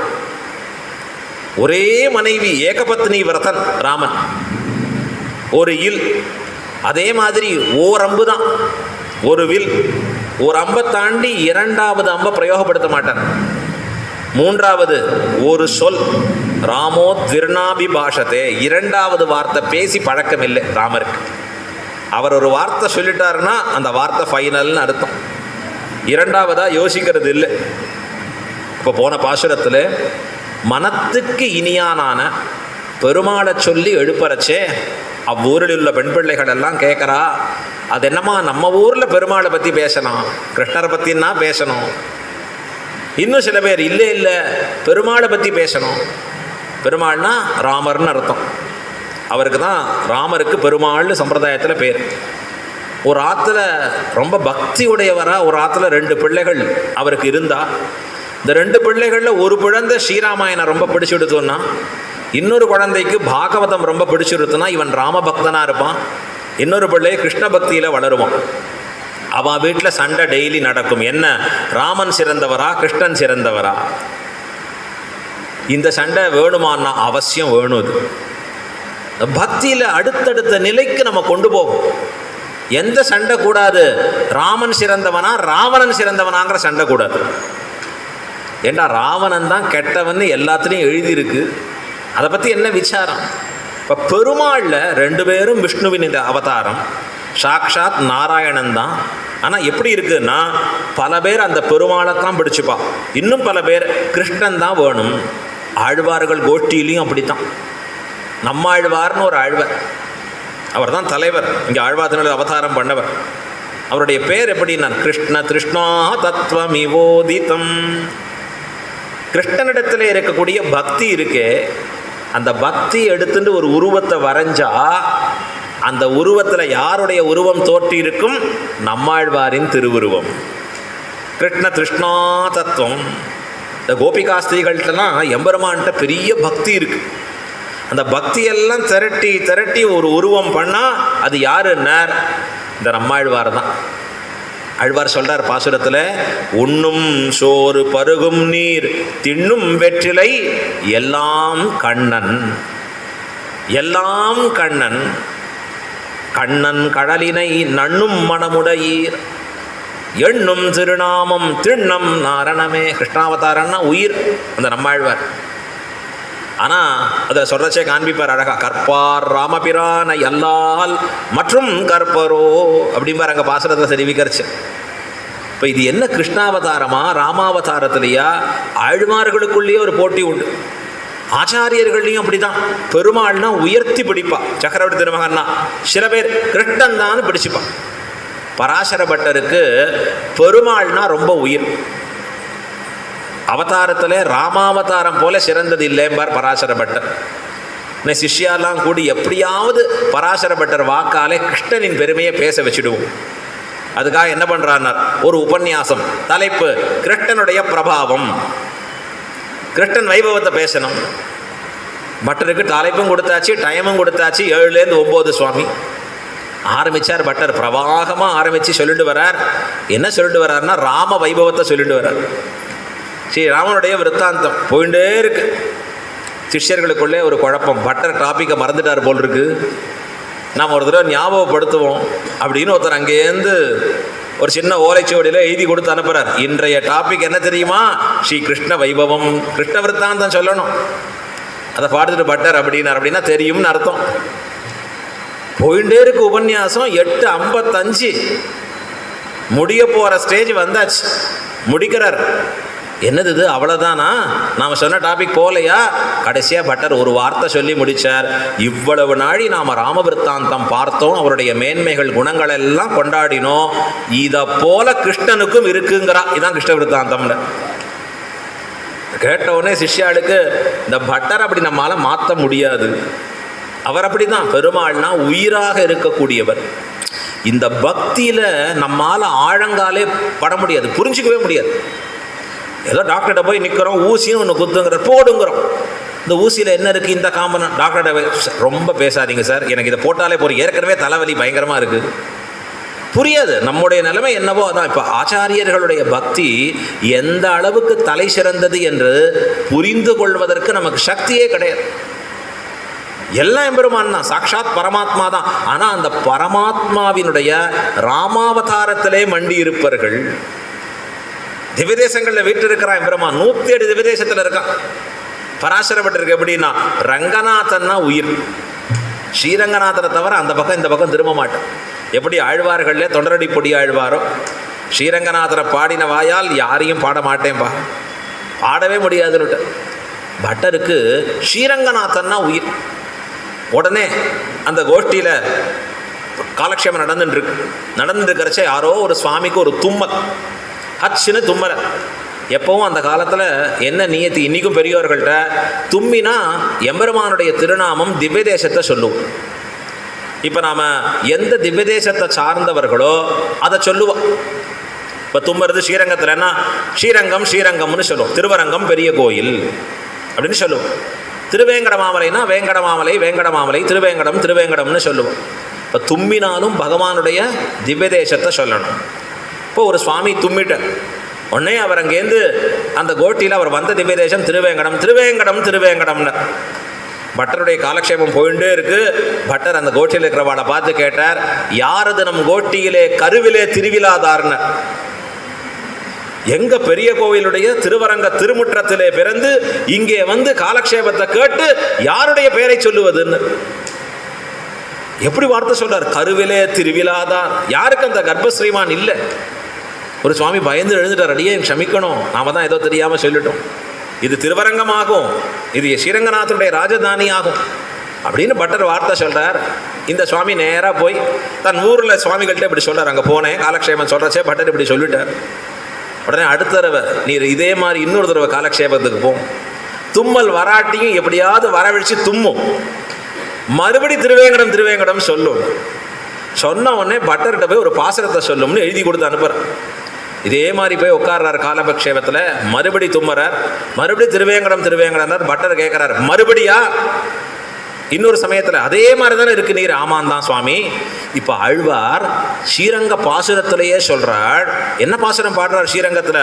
வெறுவாதாள் வாய்வருவி வேங்கடமே வேங்கடமே என்கின்றாளால். ஸ்ரீரங்கத்தில் ரங்கநாதர் பாசுரத்தில் வரச்சேயே ஆழ்வார் பாசுரம் சொல்றார், வெறுவாதாள் வாய்வருவி, திருவரங்கம் திருவங்கம்னு சொல்லல, வேங்கடமே வேங்கடமே என்கின்றாளால். இந்த பாசுரம் சொல்லி இருக்கிறச்சே அப்போ என்ன தப்பு சுவாமி, இது சொல்றதுல என்ன தப்பு? பராசர பட்டருடைய மேதாவில், பட்டஹான்னா மகாஜானின்னு அர்த்தம், நன்கு கற்றறிந்தவருக்கு பட்டர். இதுவும் இந்த பராசர பட்டருக்கு எப்படின்னா, இவருடைய ஞானம் சிறுமா மனுஷர் மிகு ஞான சிறுகுழவின்னு பேர். ஞானம் நிரம்பி பெற்றிருக்கக்கூடியவர் அவர் பட்டர். ஆங்கிலத்தில் சொல்லுவோம் அழகான வார்த்தை, இம்பெக்கபிள் இன்டெலிஜென்ஸ் அப்படின்னு ஒரு வார்த்தை சொல்லுவோம்.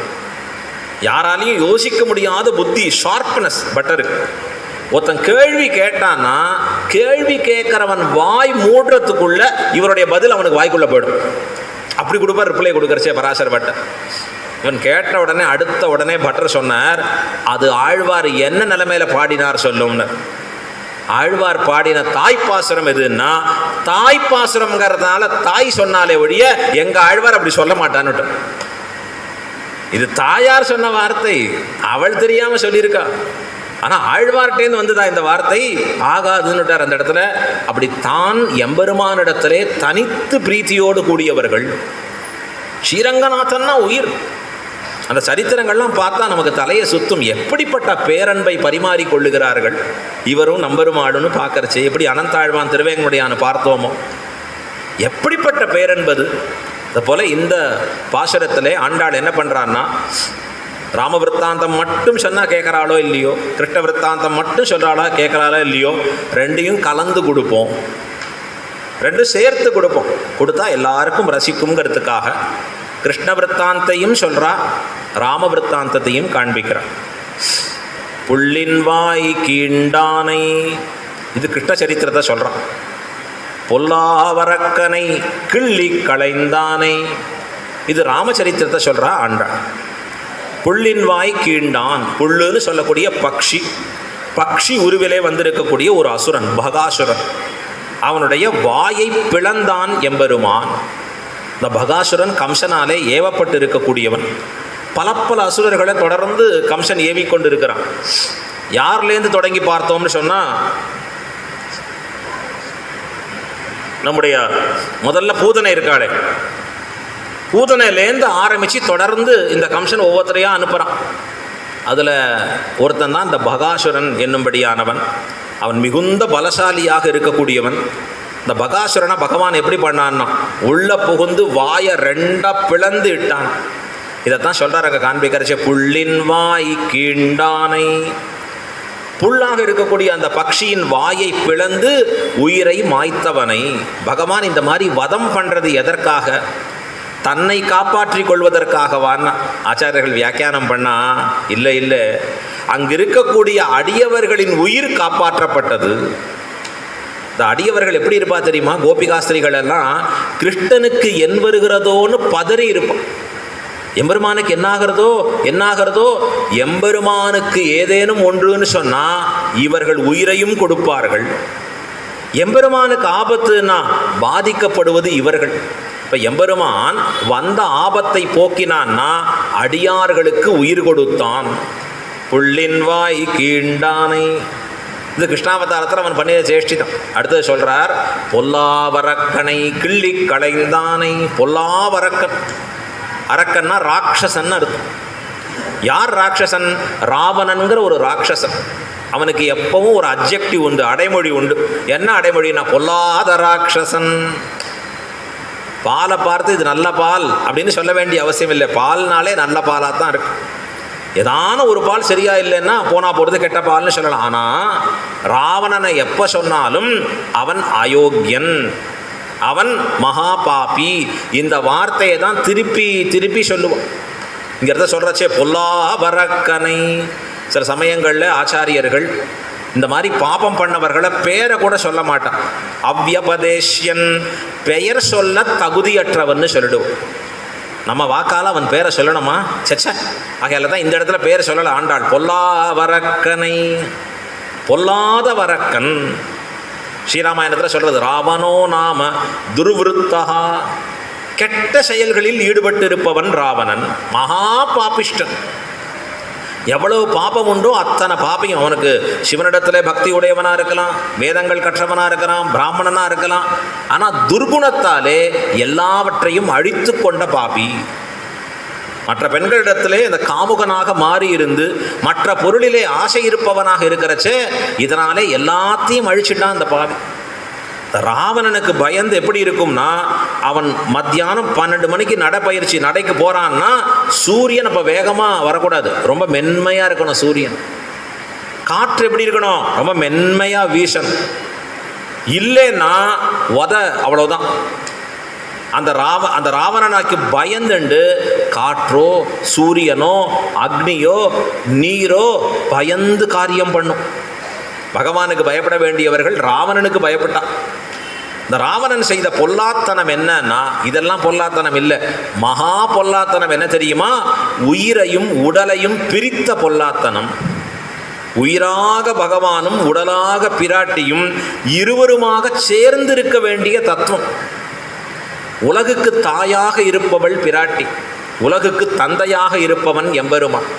அழகா சொல்றார் சுவாமி ராமானுஜர், அகில ஜெகன் மாதரம் அஸ்மன் மாதரம். யாரு? ஸ்ரீரங்க நாச்சியார். உலகுக்கே தாயாக இருப்பவளும் எனக்கு தாயாக இருப்பவளுமான ஸ்ரீரங்க நாச்சியார் எம்பெருமான பார்த்து, என்னை பெற்ற தாயாய் தந்தையாய், உலகுக்கே தந்தையாக இருக்கிறவன் ஸ்ரீரங்கநாத மமநாத. இந்த உலகுக்கு தந்தையாகவும் தனக்கு தமப்பனாகவும் இருக்கக்கூடிய பகவான் பிதான்னு சொல்றது வேதம் அவனை பார்த்து. உலகுக்கெல்லாம் பிதாவாக இருக்கக்கூடிய பரமாத்மா, எல்லாம் நாம சொல்ற வார்த்தை தான். பிதாவாக இருப்பவனே, எல்லாருக்கும் ரட்சகனானவனே, எல்லாம் நாம சொல்ல வேண்டிய வார்த்தை. வேதம் அப்படி சொல்லியிருக்கு அழகா. இப்போ அந்த பிதாவாக இருக்கக்கூடிய பரமாத்மாவையும் மாதாவாக இருக்கக்கூடிய தாயாகிற சீதா பிராட்டியும் பிரித்தான் ராவணன். ரெண்டு பேரையும் பிரிக்கும்படியான பொல்லாத்தனத்தை செய்தான். சாஸ்திரம் சொல்றது, இப்படிப்பட்ட பொல்லாத்தனம் இருக்கு, இது மகா பாபம். அம்மா அப்பாவை எப்படி வச்சுக்கணும்னா, ரெண்டு பேரையும் சேர வச்சு பாதுகாக்கணும். பிள்ளை ரெண்டு பேருக்குள்ள போட்டி, நான் 6 மாதம் அம்மா வச்சுப்பேன், நீ 6 மாதம் அப்பா வச்சுக்கணும், அப்புறம் மாற்றி போங்கிறோம். இது என்னடா இது பொருளா? எப்படி இருக்கணும்னு சாஸ்திரம் சொல்லி கொடுத்துருக்கு. நீ எப்படி இருக்கணும், எப்படி நடக்கணும் அடிப்படையில்.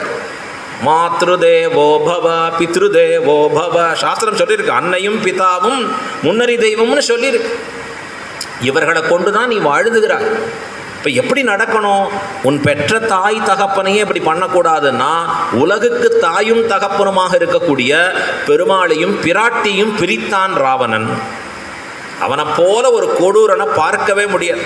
இதில் தான் விபீஷணன் சொல்கிறான், அடே ராவணா, நீ பண்ணது உனக்கே கெடுதல்ரா, மகா பாபத்தை பண்ண, கொண்டு போய் சீத்தையை விட்டு பெருமாள் உன்னை காப்பாற்றுவன்.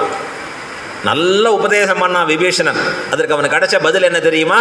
விபீஷணா, என் குலத்தை கெடுக்க வந்த கோடரி காம்பேன்னா, என் குலத்தில் நீ பிறந்தியே, நீ நாங்கள்லாம் எப்படிப்பட்ட குலம்? ராட்சச குலம். நீ போய் ஒரு சாதுவா வந்து பிறந்தியே, உன்னை முதல்ல கொல்லணும்னா ராவணன். அங்கேருந்து நிக்கல விபீஷன், புறப்பட்டு போயிட்டான், எறும்பி கிளம்பிட்டான் அங்கேருந்து. உனக்கு சொல்லி உபதேசம் பண்ணி பிரயோஜனம் இல்லை என்று பெருமாளிடத்திலே வந்து சேர்ந்தான். பொல்லா வரக்கனை. பிராட்டி சொல்றா ராவனை பார்த்து, தொம் நீச்சகா சசவத்து ஸ்மிருதா. ஏ ராவணா, நீ மகா மட்டமானவன்டா. நீ எப்படிப்பட்டவன்னா, பிணத்திற்கு சமமானவன்னா பிராட்டி. பிராட்டி அவனை பார்த்து சொல்றா, நான் எப்படிப்பட்ட ராஜா தெரியுமா, எப்படிப்பட்டவன் தெரியுமா, எனக்கு நீ பெண் பிள்ளை, எனக்கு நீ மனைவியா வந்தா எவ்வளவு தெரியுமா இருக்கும்னு ராவணன் அத்தனை வார்த்தைகளை சொல்றான். இந்த ராட்சசிகளை கொண்டு கொடுமைப்படுத்த சொல்றான். அப்ப பிராட்டி சொல்ற வார்த்தை, நீ யார்? நீ இருக்கிறதுலையே மகா தாழ்ந்தவன், ஒரு கோழை. நீ பெருமாள் இருக்கிறச்சே சண்டை போட்டுன்னு என்னை கூட்டிட்டு போக உனக்கு துப்பு இல்லை. நீ என்ன பண்ணுகிறாய்னா, எம்பெருமான் இல்லாத சமயமாக வந்து என்னை அபகரித்தாய். சசவத்து ஸ்மிருதா, நீ ஒரு இறந்த பிணத்திற்கு சமானம். சீதா பிராட்டி ஒரு சின்ன ஒரு புல்லை எடுத்தா. ராவணன் வருகிற பொழுது ஒரு புல்லை எடுத்து போட்டாங்க. ஒரு புல்லை கிள்ளி கையால் அங்கே சேர்க்கிறான். திருணம் அந்தரத கிருத்வான்னு சொல்கிறார் ஸ்ரீராமாயணத்தில். இதற்கு பெரியவாச்சான் பிள்ளை 18 அர்த்தங்களை சொல்கிறார். ஏன் அப்படி ஒரு புல்லை கிடிச்சு அப்படி கிள்ளி போட்டா பிராட்டின்னா, ராவணனை பார்த்து சொல்கிறா, அடே நீ புல்லுக்கு சமானண்டா.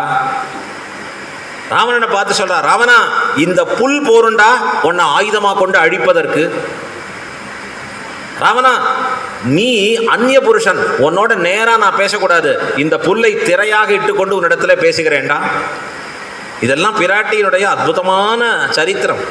ஸ்ரீராமாயணத்தில் முத்தான ஸ்லோகங்களை பெரியவாச்சான் பிள்ளை வியாக்கியானம் பண்றார்.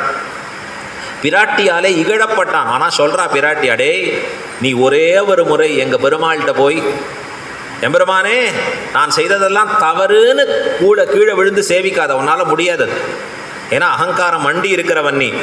உள்ளுக்குள்ள பெருமாள்கிட்ட வெறுப்பு வச்சுக்கோ. ஆனால் வெளியில் போகிறச்சே எம்பெருமானிடத்தில் நானும் நீயும் நண்பன்னு போய் கை கொலுக்கு, எம்பெருமான் உன்னை மன்னித்து ஏற்றுக்கொள்வான். சீதை சொன்ன எந்த உபதேசமும் கேட்கல.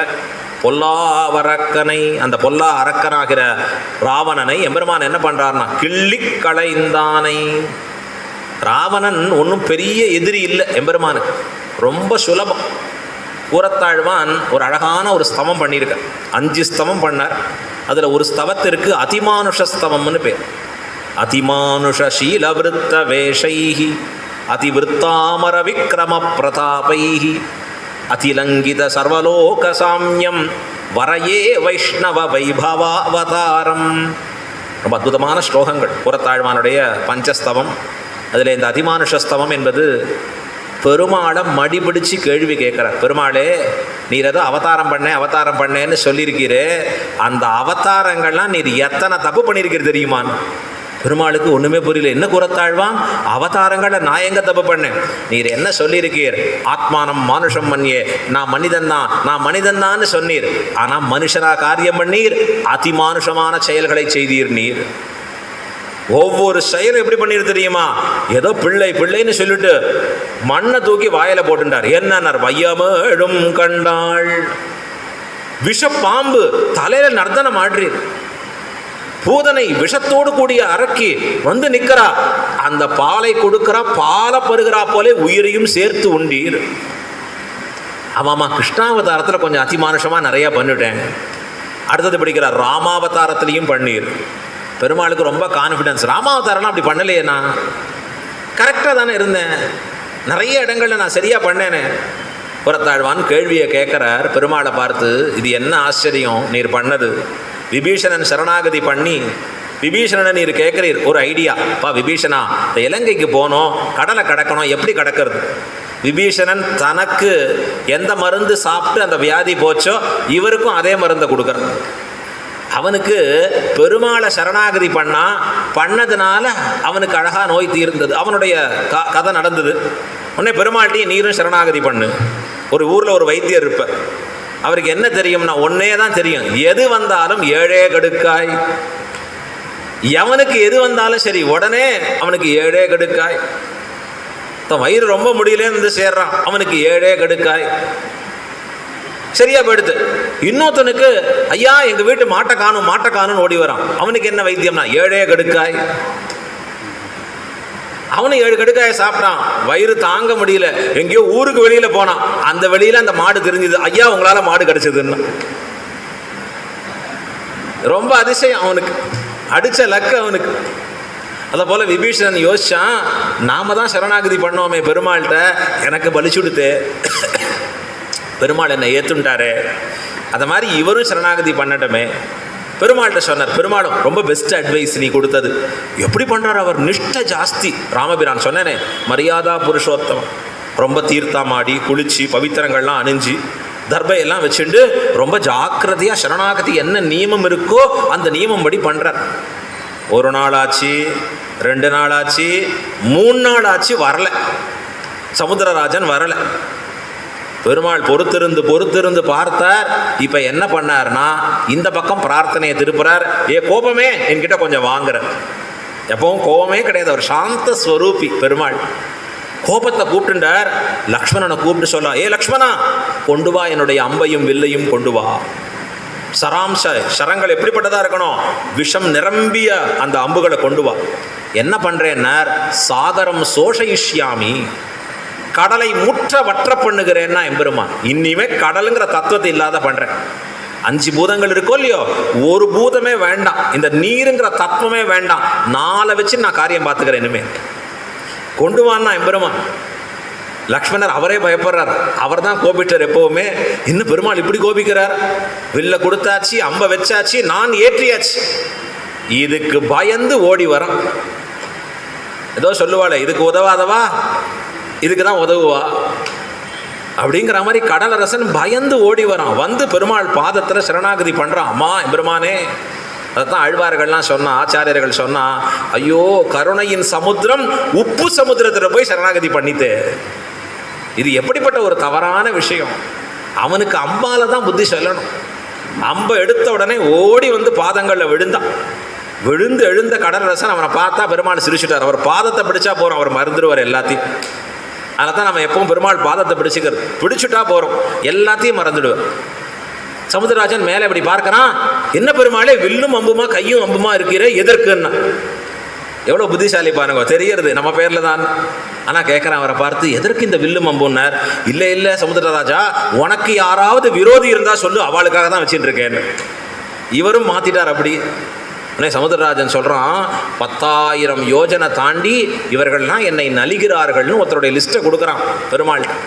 உடனே பெருமாள் இங்கிருந்து அந்த பானத்தை எய்து, ராமபானம் வேஸ்ட் ஆக முடியாது இல்லையா, நேராக எரிந்து அவன் விரோதிகளை அழித்தார்.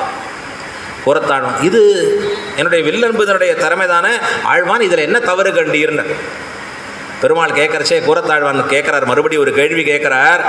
ஒரு இடத்துல இருந்து 10,000 யோஜனைக்கு அப்பால் இருப்பவனின் உயிரை வாங்க முடிந்த நீர் 100 யோஜனை கடந்திருக்கக்கூடிய ராவணனை இருந்த இடத்துல அம்பால் கொல்ல முடியாதான்னு. உமக்கு அந்த மாதிரி சக்தி இல்லையா? 10,000 யோஜனை எங்கே இருக்கு, இது அல்பம் 100 யோஜனை எங்கே இருக்கு, ஏன் இல்லைன்னு பெருமாள், ஐயோ இவர்கிட்ட பதில் சொல்ல முடியாது. சரியா மடக்கி கேட்குறாருப்பா. இந்த கோர்ட்லலாம் கேட்குறச்சே கிராஸ் எக்ஸாமினேஷன் ஒன்று பண்ணுவோம், இப்படியா அப்படியா இதுவா அதுவா அப்படின்னு கேட்டால் ஸ்தம்பிச்சு நிற்கணும். அதை போல் இவர் ஸ்தம்பிச்சு நிற்கிறார். பெருமாள் ஆழ்வானே பதில் சொல்கிறார். ஏன் தெரியுமா? ஒருவேளை ராவணன் உம்மை நேரடியாக பார்த்து 2 கையையும் எடுத்து கூப்பி பெருமாளே தவறு செய்தேன்னு சொன்னால் அவனை விட்டுடலாமேங்கிற எண்ணத்திலே நேராக சென்றீர். கூறத்தாழ்வானே அதற்கு பதிலும் உரைக்கிறார். இப்போ எம்பெருமானுக்கு என்னன்னார், கருணையே வடிவெடுத்தவன், தவறு எப்படி செய்தவனும் கூட பெருமாளை பார்த்து கைகூப்பி நின்னா அவனை மன்னிப்பதில் தான் எம்பெருமானுக்கு உண்டான ஆனந்தம்.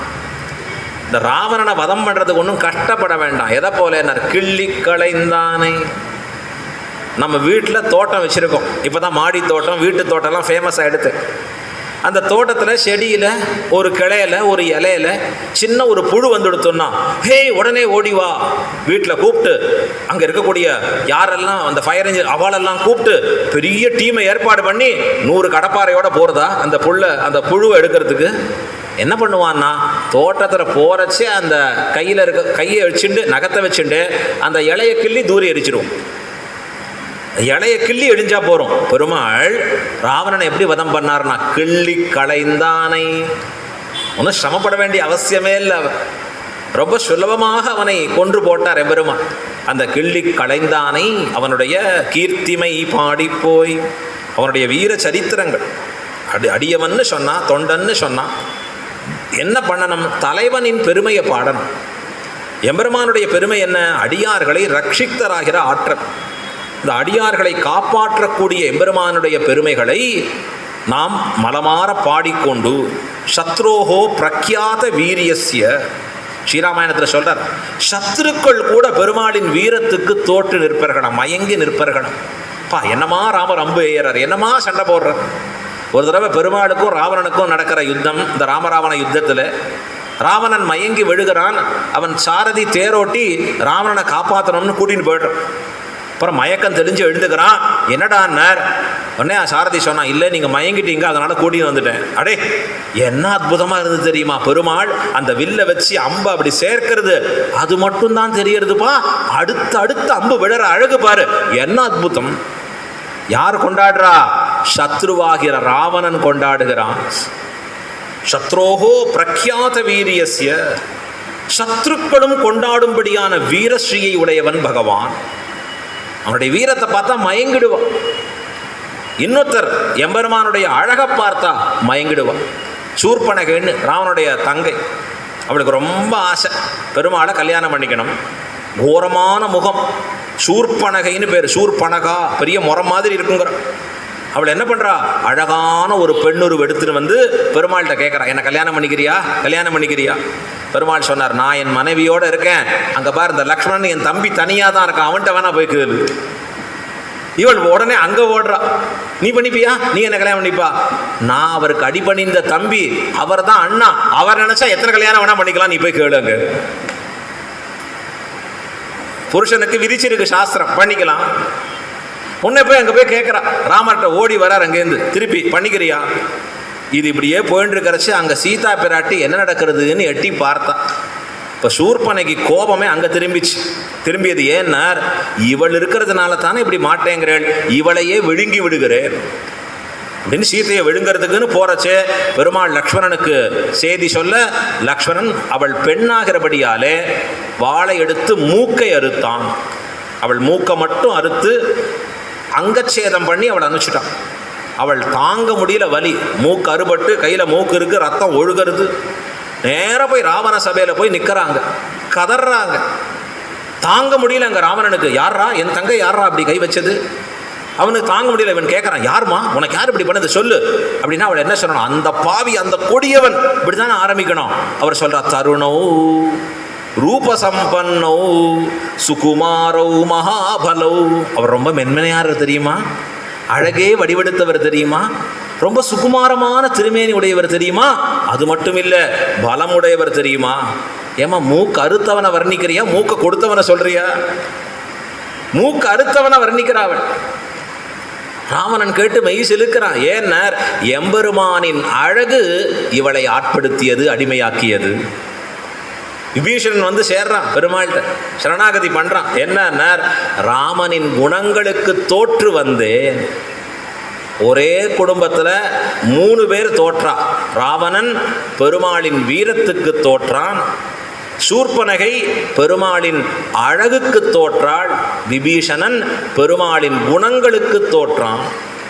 இப்படி தோற்றவர்கள் என்ன பண்ணணும்? ஜெயித்தவர்களுடைய கீர்த்திமை பாடி போய் எம்பெருமானுடைய உயர்ந்த வீர சரித்திரங்களை எல்லாம் நம் வாயாலே புகழ்ந்து பாடிக்கொண்டு செல்லுதல், அதுதானே நாம் நடந்து போவதற்குண்டான கட்டுச்சோறு.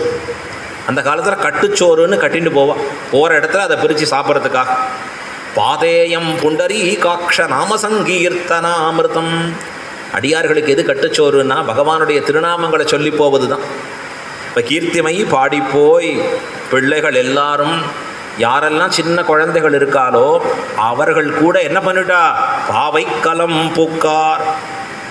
போர் நடக்கிற இடத்துக்கு பேர் போர்க்களம்னு பேர். பாவைகள் எல்லாம் கூடுகிற இடம், கிருஷ்ணனோட சேர்ற இடம், அது ஒரு தனி பிளேஸ் வச்சிருப்பான், கிருஷ்ணன் சொல்லி வச்சிருப்பான் சபிக்கையில். அந்த பிளேஸுக்கு தான் பாவைக்களம்னு பேர். பாவைக்களம் பூக்கார். அவர்கள்லாம் போயிட்டாமா, விடிஞ்சுடுத்தா அதுக்குள்ள வா, ராத்திரியெல்லாம் போயிட்டாளே. நான் இல்லை வெள்ளி எழுந்து வியாழன் உறங்கிற்று. காலங்காத்தார அந்த சுக்கிர நட்சத்திரம் உதிக்க வேணும், குரு நட்சத்திரம்ங்கிறது மறைய வேணும். இப்போ நட்சத்திரம் கூட தெரிஞ்சிருக்கு அப்படி. அந்த காலத்தில் அதை பார்த்து தான் தெரியுது. நாம் இப்போ மினிட் செகண்டில் வாட்சை பார்த்து தான் தெரிஞ்சுக்கிறோம். வெள்ளி எழுந்து வியாழன் உறங்கிற்று. அது மட்டுமா அடையாளம்னா இல்லை, புல்லும் சிலம்பினகான். பட்சிகளும் காலை பொழுதலே கூவிக்கொண்டு செல்கின்றனப்பா. பட்சிகள்லாம் சிலம்பி நிற்கின்றன. இவளை பார்த்து எப்படி சொல்கிறான்னா, போதரி கண்ணினாய். அழகாக வர்ணிக்கிறாவன். போதுன்னா புஷ்பம்னு பேர். அரின்னு சொன்னால் மான் என்கிற ஒரு அர்த்தம், இன்னொரு அர்த்தம் வண்டுன்னு சொல்லக்கூடிய அர்த்தம். இந்த போது அரின்னு சொன்னால் புஷ்பத்தை போலையும் மான போலையும் இருக்கக்கூடிய கண்களை உடையவளே. அழகான கண்ணழகு படைத்தவளாம் அவள். இந்த கண்ணழகு எப்படி இருக்குது? அப்படி புஷ்பம் மலர்ந்தால் எப்படி இருக்குமோ. பிராட்டியை பார்த்து சொல்லுவோம், பத்மப்ரியே பத்மினி பத்மஹஸ்தே பத்மாலயே பத்மதலாய தாக்ஷி. இந்த தாமரை எப்படி மலர்ந்தா இருக்குமோ அப்படிப்பட்ட கண்கள். அதை போல இவள் போது, இந்த புஷ்பத்தை போல இருக்கிற மலர்ந்த கண்கள். அரிக்கண்ணினாய், மானை ஒத்து இருக்கிற கண்கள். அரி என்றால் மான் ஒன்று அர்த்தம். ஸ்ரீசுக்தம் ஆரம்பிக்கிறது ஹிரண்யவர்ணாம் ஹரிணீம் சுவர்ணரஜதஸ்ரஜாம்னு சொல்றது. ஹரிணீம் அப்படிங்கிற பதத்துக்கு என்ன அர்த்தம் பண்ணுறான்னா, மான் போன்று கண்ணழகு உடையவள். இந்த மானை அதனுடைய கண்ணை பார்த்தோம்னா பார்த்துட்டே இருக்கலாம். பிராட்டியின் கண்ணழகு அப்படிப்பட்டதான் அழகா. அதை போல இவள் கண்ணழகான். அடுத்தது சொல்கிறா, அது இல்லை, போதறி கண்ணினாய். புஷ்பத்தில் இருக்கக்கூடிய வண்டு, அந்த புஷ்பத்தில் வண்டு எப்படி பதிந்திருக்குமோ அப்படி இவள் கண்ணிலே இந்த இருக்கக்கூடிய அழகுன்னு கொண்டாடுறான். மூன்றாவது சொல்கிறா, புஷ்பத்துக்கும் இந்த கண்ணுக்கும் போட்டி வருது. நான் சிறந்தவனா நீ சிறந்தவனா, நீ சிறந்தவனா நான் சிறந்தவனா அப்படின்னா அந்த புஷ்பம் அதாவது புஷ்பம் தோற்று போய் இந்த கண்ணு ஜெயித்து நிற்கிறதாம். போதறி கண்ணினாய். அரிக்கின்ற போதோடு புஷ்பத்தோடு சண்டையிடுகிற கண்ணை உடையவள். அப்படிப்பட்ட கண்ணோடு இருக்கக்கூடியவள் அங்கே அழகா. போதரி கண்ணினாய். ஸ்ரீரங்கநாதனுடைய திருவடிகளை பார்த்தேன்னா தாமரை புஷ்பத்தின் மேலே இருக்கும். ஸ்ரீரங்க நாச்சியார் பத்மாசினின்னு பேர், பத்மத்தை ஆசனமாக உடையவளவள். இதை ஏன் இந்த தாமரை அப்படி கீழே இருக்கு, அவர்கள் பாதங்களை ஏன் தாங்கிறது? பெருமாளுடைய திருவடிகளுக்கும் தாமரைக்கும் யுத்தம் வந்தது. யார் ஜெயிக்கிறா யார் ஜெயிக்கிறான்னு பார்த்தா பெருமாள் திருவடி ஜெயித்து தாமரை தோத்ததான். தோத்தவர்கள் ஜெயித்தவரை சுமக்கணும். இந்த தாமரை பெருமாளுடைய தாமரை பாதங்களை சுமக்கிறது. அதை போல இந்த புஷ்பம் எப்படி இருக்குன்னா போதரி கண்ணினாய். இந்த கண்ணழகு எதற்காகனா இந்த கண்ணழகாலே கிருஷ்ணனை உன்வசப்படுத்தி எங்களுக்கு வேண்டிய நன்மையை செய்ய கடவுளன்றோ நீ. அதுக்கு தானே உனக்கு இந்த கண்ணழகுங்கிறது. கிருஷ்ணனோடு நீ கூடியிருந்து எங்களுக்கு வேண்டியதை பண்ண வேணும். பகவான் பிராட்டியின் புருவ நெறிப்புக்கு வசப்பட்டவன். பிராட்டி கண்ணை எப்படி காண்பிக்கிறாளோ அப்படி செய்யக்கூடியவன் பரமாத்மா. இதுதான் ஆச்சாரியர்கள் கொண்டாடி காண்பிக்கிறார். ஸ்ரீயைஹி சமஸ்த சிதசித் விதான வியசனம் ஹரேஹே அங்கீகாரபிர் ஆலோகைஹி சார்த்தயந்தி கிருதோஞ்சலிஹி என்று பிராட்டி என்னுடைய மேன்மையை பட்டர் சாதிக்கிறார் ஸ்ரீகுண ரத்ன கோஷத்தில். உலகத்தெல்லாம் படைச்ச பகவான் சோர்ந்து அமர்ந்திருக்கான். நன்னா பண்ணியிருக்கேன், பாராட்ட ஆள் இல்லையே.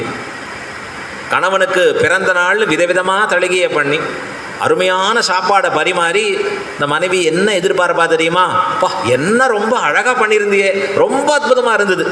அவனுக்கு பிஸ்னஸ் டென்ஷன், கடைன்னு சாப்பிட்டு பதறி ஓடுறான். இவளுக்கு மனசே வருத்தம். ஏன்னா ஒரு வார்த்தை நன்னா இருந்ததுன்னு சொல்லலையே. பெருமாள் இவ்வளோ சிருஷ்டியை பண்ணார், நன்னா இருந்ததுன்னு யாரும் சொல்லலை. பக்கத்தில் இருக்கிற ஸ்ரீரங்கநாச்சியார் பார்த்து கண்களாலே சொன்னாராம். அப்படின்னு கண் புருவத்தை உயர்த்தி சொன்னாலாம். அங்கீகாரபிர் ஆலோகைஹி. இதனால பெருமாளுக்கு சிருஷ்டியின் பயன் பெற்றதுன்னா. இப்போ பிராட்டியின் மேன்மை எப்படின்னா கண் அழகாலே எம்பெருமானை தன் வசப்படுத்துபவள். அதை போல இவள் கண்ணழகாம். போதரி கண்ணினாய். நீ போய் இப்போ படுத்துன்னு இருக்கியே, இங்கே என்ன பண்ணணும்? குள்ள குளிர குடைந்து நீராடாதே. கிருஷ்ணனை பிரிந்திருக்கக்கூடிய விரகதாபம் நீங்கும்படியாக நாம் ஓடுகிற நதியிலே குளித்து அப்படி மேலே எழணும். யமுனை நதியிலே குளிச்சு எழணும். யாரை போல? பரதன் அப்படி குளிச்சு வந்தானா. சரையூம் அவகாகத்தே கதம் அபரராத்திரேஷு.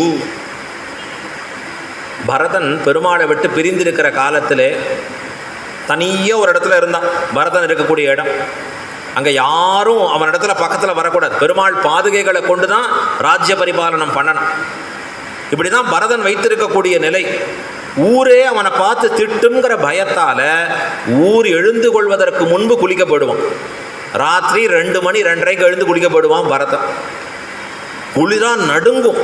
சரையு நதி குளிரும். அயோத்தியாவில் போனேன்னா இன்னும் பயங்கர குளிர் இருக்கும்.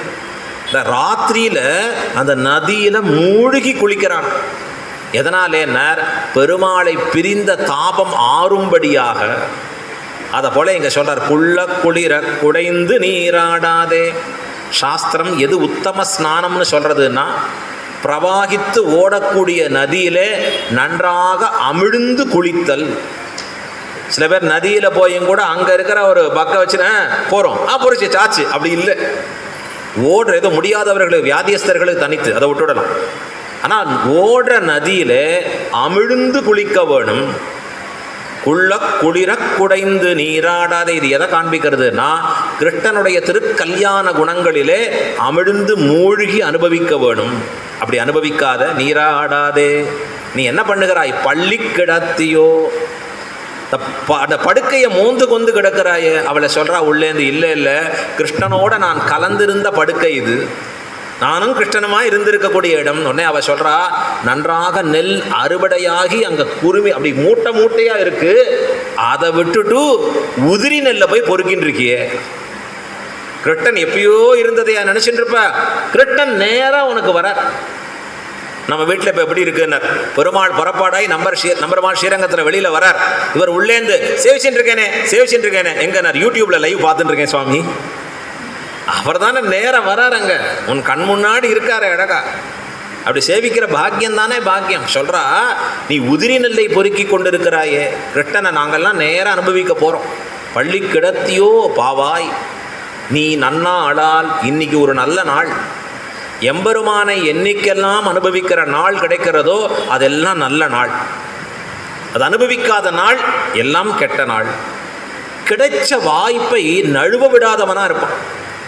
என்றைக்குங்க நல்லது பண்ணலாம், நாளைக்கு பண்ணலான் இருக்கேங்க, என்றைக்கு நல்லது நாளைக்கு பண்ணலான் இருக்கேங்க, வருஷம் ஃபுல்லாக சொல்லிகிட்டே இருப்பான். என்றைக்கு நல்லது பண்ணுறதுன்னா நன்றே செய். அதுவும் எப்போ செய்யணும், இன்றே செய். இன்றும் எப்போ செய்யணும், இப்பொழுதே செய். இன்னைக்கு நம்முடைய சரீரம் உறுப்புகள் எல்லாம் வேலை செஞ்சுட்டு இருக்கு, பரம பாக்கியம் இது. இந்த க்ஷணத்தில் எம்பெருமானை நினைப்போம். நாளைக்குன்னு சொல்லி நிச்சயமில்லாத உலகத்தில் நாளைக்குன்னு சொல்லி அப்போ சரீரம் வேலை செய்யாத பொழுது நினைப்பதற்கு எங்கே வாய்ப்பு? பகவத் பக்தியை போஸ்ட்போனே பண்ணக்கூடாது. சில பேர் சொல்லுவா, எப்போ வரலான் இருக்கீங்க உபன்யாசத்துக்கு? இந்த 30வது நாள் வரலான் இருக்கேன். ஏனர் அன்னைக்கு எல்லா சாரத்தையும் தெரிஞ்சுக்கலாம். போச்சே, ஒவ்வொரு நாளும் நமக்கு கிடைத்திருக்கக்கூடிய வாய்ப்பு. இந்த அர்த்தங்களை நாம உட்காந்து படிக்கணும்னா கண்டிப்பாக புரியாது. ஆச்சாரியர்கள்ட்ட கேட்கணும்னா குறைஞ்சது 3-4 வருஷம் அடிபணிஞ்சு கேட்கணும். பல மணி நேரம் இந்த அர்த்தங்களை கேட்கணும். ஆனால் ஸ்ரீரங்கநாதனுடைய கருணை அந்த அர்த்தங்கள் எளிமையாக நமக்கு கிடைக்கிற வாய்ப்பு பண்ணியிருக்காருன்னா அதை எப்படி பயன்படுத்தி கொள்ள வேணும்? இப்போ ஒவ்வொரு நாளும் ஒவ்வொரு க்ஷணமும் நமக்கு கிடைச்சிருக்கிற நன்னாள். கை கால் நன்னா இருக்குது. இந்த பொழுது இப்போ இல்லை, பொழுது இல்லைன்னா 24 மணி நேரத்தில் 2 மணி நேரம் எம்பெருமானுக்கு கொடுக்காத பொழுது என்ன பொழுது? எம்பெருமானை அறியாத பொழுது என்ன பொழுது? அது மிச்சம் 22 மணி நேரம் இருக்கு. இந்த 2 மணி நேரம் இழந்துட்டோம்னா சொல்கிற அழகா, நீ நன்னா ஆளால் இன்னைக்கு போல ஒரு நாள் கிடைக்குமா? இந்த நாள் எம்பெருமானை அனுபவிப்பதற்காக கொடுத்த நாள். பள்ளி கிடத்தியோ பாவாயிரி நன்னாடால். என்ன பண்ணணும்? கள்ளம் தவிர்ந்து. கள்ளம் என்பது பகவானை தனித்து அனுபவித்தல், அதுதான் திருடுதனம்னு சொல்கிறோம். மேலே போகிறச்சே கைவல்யம்னு ஒரு ஸ்தானம் இருக்குது. ஆத்மாவை அனுபவிக்கிறது, அது கள்ளம்னு பேர். பகவானை ஒருவன் தனித்து அனுபவித்தான்னா அது கள்ளத்தனம். ஆகையால தான் அதை தவிர்ந்து கோயிலிலே எல்லா அடியார்களுமாக சேர்ந்து பண்ணுறோம். கூட்டு பிரார்த்தனைங்கிறது அவ்வளோ விசேஷம்னு கொண்டாடுகிறோம். ஆண்டாள் சொல்கிறா, முடிகிறச்சே கூடியிருந்து குளிர்ந்து. இப்போ எல்லாருமா சேர்ந்து அனுபவிக்கணும். கள்ளம் தவிர்ந்து எங்கள் குழாத்தோடே கலந்து வா கிருஷ்ணனை அனுபவிக்கணும்னு சொல்லி முடிக்கிறார். அந்த பெண் பிள்ளையும் எழுந்து புறப்படுகிறாள். இப்போ இன்றைய பாசுரத்தை ஒரு தடவை அனுசந்தானம் பண்ணி பூர்த்தி பண்ணுவோம். அம்பரமே தண்ணீரே சோரே அறம் செய்யும் எம்பெருமான் நந்தகோபாலா எழுந்திராய் கொம்பனார்க்கெல்லாம் கொழுந்தே குலவிளக்கே எம்பெருமாட்டி யசோதா அறிவுராய் அம்பரு மூடறுத்து ஓங்கி உலகளந்த உம்பர் கோமானே உறங்காதெழுந்திராய் செம்பொரு கழலடி செல்வா பலதேவா உம்பியும் நீயும் உறங்கேலோர் எம்பாவாய். ஆண்டாள் திருவடிகளே சரணம். பெரியவாச்சான் பிள்ளை திருவடிகளே சரணம். ஆழ்வார் திருவடிகளே சரணம். எம்பெருமானார் திருவடிகளே சரணம். ஜீயர் திருவடிகளே சரணம். ரொம்ப சந்தோஷம். கேள்வி பதில்களுக்காக கேள்விகள் கொடுக்கப்பட்டிருக்கிறதுங்கிறது. முதல் கேள்விக்குண்டான விஷயம் சொன்னேன். ஆழ்வார்கள் அருளி செயலை சம்ஸ்கிருதத்தையே கலந்து சொல்கிறோம் அப்படிங்கிறதுல தொடக்கறதுக்கே அதற்குண்டான பதிலை சொன்னோம். அதன் பிறகு பாகவதர்கள் பரமபதம் எய்திய பிறகு யார் பண்ணணும்? பஞ்சசம்ஸ்காரம் பண்ணினவர்களே பண்ணலாமா? பண்ணது ரொம்ப ஸ்லாக்கியம். இல்லை அவர்கள் குழந்தைகளுக்கு அப்படி சமாஷ்டனம் ஆகலை, பரவாயில்ல, அப்படி இருப்பவர்களும் அவர்களுக்கு பண்ணலாம். அவர்கள் சமாஷ்டனம் பண்ணி கொண்டு பண்ணுவதுங்கிறது சிரேஷ்டம். ஆனால் போன பிறகு எப்படி பண்ணணும், அதுக்கு தான் முன்னாடியே பரம்பரையில் பண்ணிடுவாழகா. இவர்கள் பண்ணுவதோ பண்ணாமல் போவதோ பாகவதர்களுக்கு சரம கைங்கரியம். அதனால் பரமபதித்த பாகவதற்கு ஒரு குறையும் இல்லை. அந்த ஆத்மா மோட்சத்தை அடைந்தே தீரும். ராமானு சம்பந்தம் பெற்று அதன்படி வாழ்ந்தவர்கள் இவர்கள் சரம கைங்கரியம் பண்ணுறா பண்ணலை, சரியாக பண்ணுறா, அதை பற்றி லட்சியப்பட வேண்டிய அவசியம் இல்லை. அடுத்தது ஒரு அழகான கேள்வி இந்த இடத்துல. துவைத்தம், அத்வைத்தம், விசிஷ்டாத்வைத்தம், இதை மூணை பற்றி சொல்லணும். அப்படிங்கிறது துவைத்தம் என்பது இரண்டு, அத்வைதம் என்பது இரண்டல்ல ஒன்று, விசிஷ்டாத்வைதம் என்பது ஒன்று தான் இரண்டோடு கூடிய ஒன்று அப்படின்னு சொல்லக்கூடியது தான் இந்த மூணு தத்துவம். பரமாத்மாவும் ஜீவாத்மாவும் வெவ்வேறு துவைத்தம். பரமாத்மா வேறு ஜீவாத்மா வேறல்ல, இரண்டும் ஒன்றே. இங்கே அத்வைதம் விசிஷ்ட அத்வைதம் ராமானுஜர் காட்டியருடைய வழி. பரமாத்மா வேற ஜீவாத்மா வேறு தான், ஆனால் பரமாத்மாவினுடைய சரீரமாக இருப்பவர்கள் ஜீவாத்மாவும் அச்சேதனங்களும் அப்படின்னு ஒரு அழகான அர்த்தத்தை காண்பிக்கிறார். இது இருக்கக்கூடிய காலக்ஷேபத்தில் நாம் அற்புதமாக பார்ப்போம். கூரத்தாழ்வான் கண்ணை இழந்தாரே, எம்பெருமானார் இருக்கக்கூடிய காலத்தை இப்படி நடந்தது அப்படின்னு சொன்னால், கூரத்தாழ்வான் கண்ணை இழந்தாருங்கிறதால தான் இன்றைக்கும் அவருடைய பெருமையை பேசின்னு இருக்கோம். அவருடைய ஆச்சாரிய வைபவம் என்ன, பகவத் பக்தி என்ன, உறுதிப்பாடு என்ன. பெருமாள் சில பேரை செலக்ட் பண்ணுறார், ரோல் மாடல்னு சில பேரை செலக்ட் பண்ணி அவர்களை கொண்டு சில காரியங்களை பண்ணுறார். நம்ம கொண்டு பண்ணார்னா நகம் போனாலே துடிச்சிடும், ஐயோ நகம் போயிடுது நகம் போயிடுது. கூரத்தாழ்வானுக்கு கண்ணை கொடுத்து கண்ணை காப்பாற்றினார். தரிசனத்திற்கும் கண்ணுன்னு பேர். எம்பெருமானார் சம்பிரதாயம் இருக்கே, அதற்கு கண்ணு, எம்பெருமானார் தரிசனம்னு பேர்.